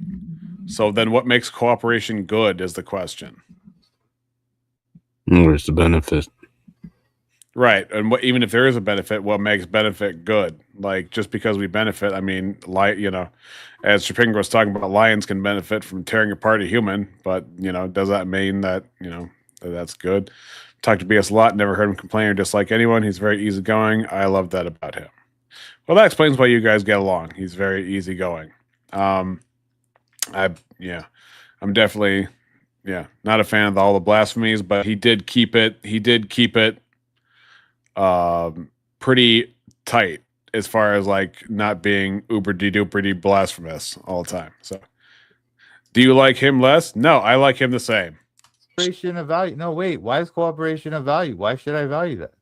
You're not that's the thing. Because you're a cooperative species, and morality talks about what we ought to do when we interact with each other, how we ought to behave. What gives the species value? We don't have to have that value, dude. I don't have to value. No, you don't have to do it. No, you don't have to do it. Morality doesn't dictate you have to do anything. If morality doesn't dictate you have to do anything, what is morality then? No. It's that you should, you ought to, not that you. Why? So why? Okay. You should, just because you should. It makes you a nice person to do the nice thing and to always do the right thing. And for some reason, you just naturally impulse to do so. Tell that to a serial killer. How the heck are you going? You should, but you don't have to. Well, then, what use is should to me? What you should? It's a nice suggestion. It's a little perk. Mm-hmm. What the heck do you mean should? If you don't have to, what if I said, "Oh, you should take care of your kids, but you don't have to"? Give me out of that. I mean, come on. Have to. What is it? So we don't what is an ought versus a have to? How are you characterizing the two? Because if have to means like you have to breathe, it's a moral function. Or sorry, if you're saying you have to breathe, hold on, re-examine it. Hold on. All right, I'll let you in Toronto. Go ahead then. So I gotta do a stream anyway, so we'll talk to y'all later. Re-examination. No. All right, have a good You guys have fun. Hey, I might catch you for the gym. I mean, definitely not what you're going to be talking about. Good to see you. Re-examination. It was nice. Re-examination. It was nice to meet you, brother. I appreciate it. Absolutely. See ya. Bye. Okay. Notice how he ran because he's scared. No, sorry, go ahead. Well, anyway, that's the that was the gist of it. I mean, there was a lot more to it that I started, and then Mo came around, BS was around in the comments for a bit, and then finally you came up when it came to the meat sacrifice idols conversation, which was a good conversation. Mm-hmm. Yeah, Chapingo and Aiden, you are two people who like to hide behind very vague avatars. Maybe you guys should get a show together and you guys could talk about history and different philosophical things. I think that'd be an interesting show. Aiden in the chat. Unfortunately, I had to part way with the avatar. Well, my computer definitely wasn't liking that thing. Well, at least you have it in your whatchamacallit. You have one of these. You have so thumbnail part, yeah. Yeah, I'm gonna have to update that hat though. I mean, I like it. I think I showed you and Abe what I got cooking up on ChatGPT with the art. Mm-hmm. Art looks really good. Oh yeah, I can't wait until I don't even know what we're gonna call it, what we're gonna do. But for those of you who don't know, we are in talks with Abe Dinkus to do a 3-man sort of dialogue about Protestant things and conservative Christian things in general. Are you really going to give me crap for that? Come on, I tease everybody. I mean, I tease Rev Russ all the time. I mean, you should have seen me last. Heck, didn't you see me? Was it last night that I was on what was the original Vintages stream, and I was doing the whole bit about his smooth jazz voice. Oh yeah, yeah. Although but that's what men do. We bust each other's balls. I mean, if I was friends with Sam, we can't be accused of being soul and circle Christians. We're like, oh, I'm so sad. The founders were quite fond. Yeah, the founders were quite fond of pseudonyms, right? Like John Galt. No, I'm kidding. Yeah. But yeah, I got lucky. I found this sign here. It's got the same cross that we're using on crossingcovenant.com with the 3 nails. So nice. I think we might stick with that with some branding. Oh wait, you have a website external to the Discord? Not yet, but I will soon. So luckily for me, I build websites, so I can build it any direction I want. Membership website, whatever. Learning materials. I need that so bad. By the way, have you ever seen this book before? The Christian in Complete Armor by William Gurnall? No, I haven't. I'm gonna have to grab that one though. It's highly recommended by Charles Spurgeon, actually. So yeah, it's a very thick, voluminous book, but I have only gotten up to like page 55, but it's really good. I regret the many books I own and have not completed reading. Oh yeah, this is a good one. You asked about Tristics, right? Yeah. So this is one that I like. It's Apostolic Fathers. It's basically just got the collected epistles. It's a new translation by Rick Brannon. I've been working my way quite a way through it. Right now, I think I'm on Epistle of Barnabas. Not to be confused with the Gospel of Barnabas. The Gospel of Barnabas is a heretical text. The Epistle of Barnabas is a disputed text. There's a book. Let me check my other bookshelf. There's a couple books. I want to read all my books, but there's a couple that are supposed to be really good for reasoning from a Christian perspective. It's by an author named Isaac Watts, and one of them is Logic, or the Right Use of Reason in the Inquiry After the Truth, and he made a sequel to it called The Improvement of the Mind. So I've been looking forward to reading both of those, but one thing I want to find, I think it's on my other bookshelf.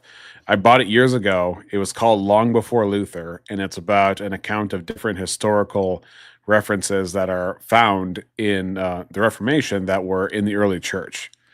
It's a small book, but I got to read it at some point. All right. Well, it is approaching that time, ladies and gentlemen. We are reaching the 4-hour mark quite fast. I didn't think this stream was going to last more than an hour and a half, but here we are once again. And I give to you, ladies and gentlemen, the Rev Russ with tonight's presentation of the verse and closing benediction. We'll start with Romans 8. Pick it up right at verse 1. There is therefore no condemnation to them which are in Christ Jesus, who walk not after the flesh, but after the Spirit. For the law of the Spirit of life in Christ Jesus hath made me free from the law of sin and death. For what the law could not do, in that it was weak through the flesh, God sending his own Son in the likeness of sinful flesh, and for sin condemned sin in the flesh, that the righteousness of the law might be fulfilled in us, who walk not after the flesh, but after the Spirit. For they that are after the Spirit do mind the things, or they that are after the flesh do mind the things of the flesh, but they that are after the Spirit, the things of the Spirit. For to be carnally minded is death, but to be spiritually minded is peace and life, because the carnal mind is an enmity against God, for it is not subject to the law of God, neither can be. So then they that are in the flesh cannot please God. But you are not in the flesh, but in the Spirit, if so be that the Spirit of God dwelleth in you. Now if any man have not the Spirit of Christ, he is none of this. And if Christ be in you, The body is dead because of sin, but the spirit is life because of righteousness. But if the spirit of him that raised up Jesus from the dead dwelleth in you, he that raised up Christ from the dead shall also quicken your mortal bodies by his spirit that dwelleth in you. Therefore, brethren, we are not debtors. We are debtors not to the flesh, to live after the flesh. For if ye live after the flesh, ye shall die. But if you through the Spirit do mortify the deeds of the body, ye shall live. For as many as led by the Spirit of God, they are the sons of God. God bless everybody.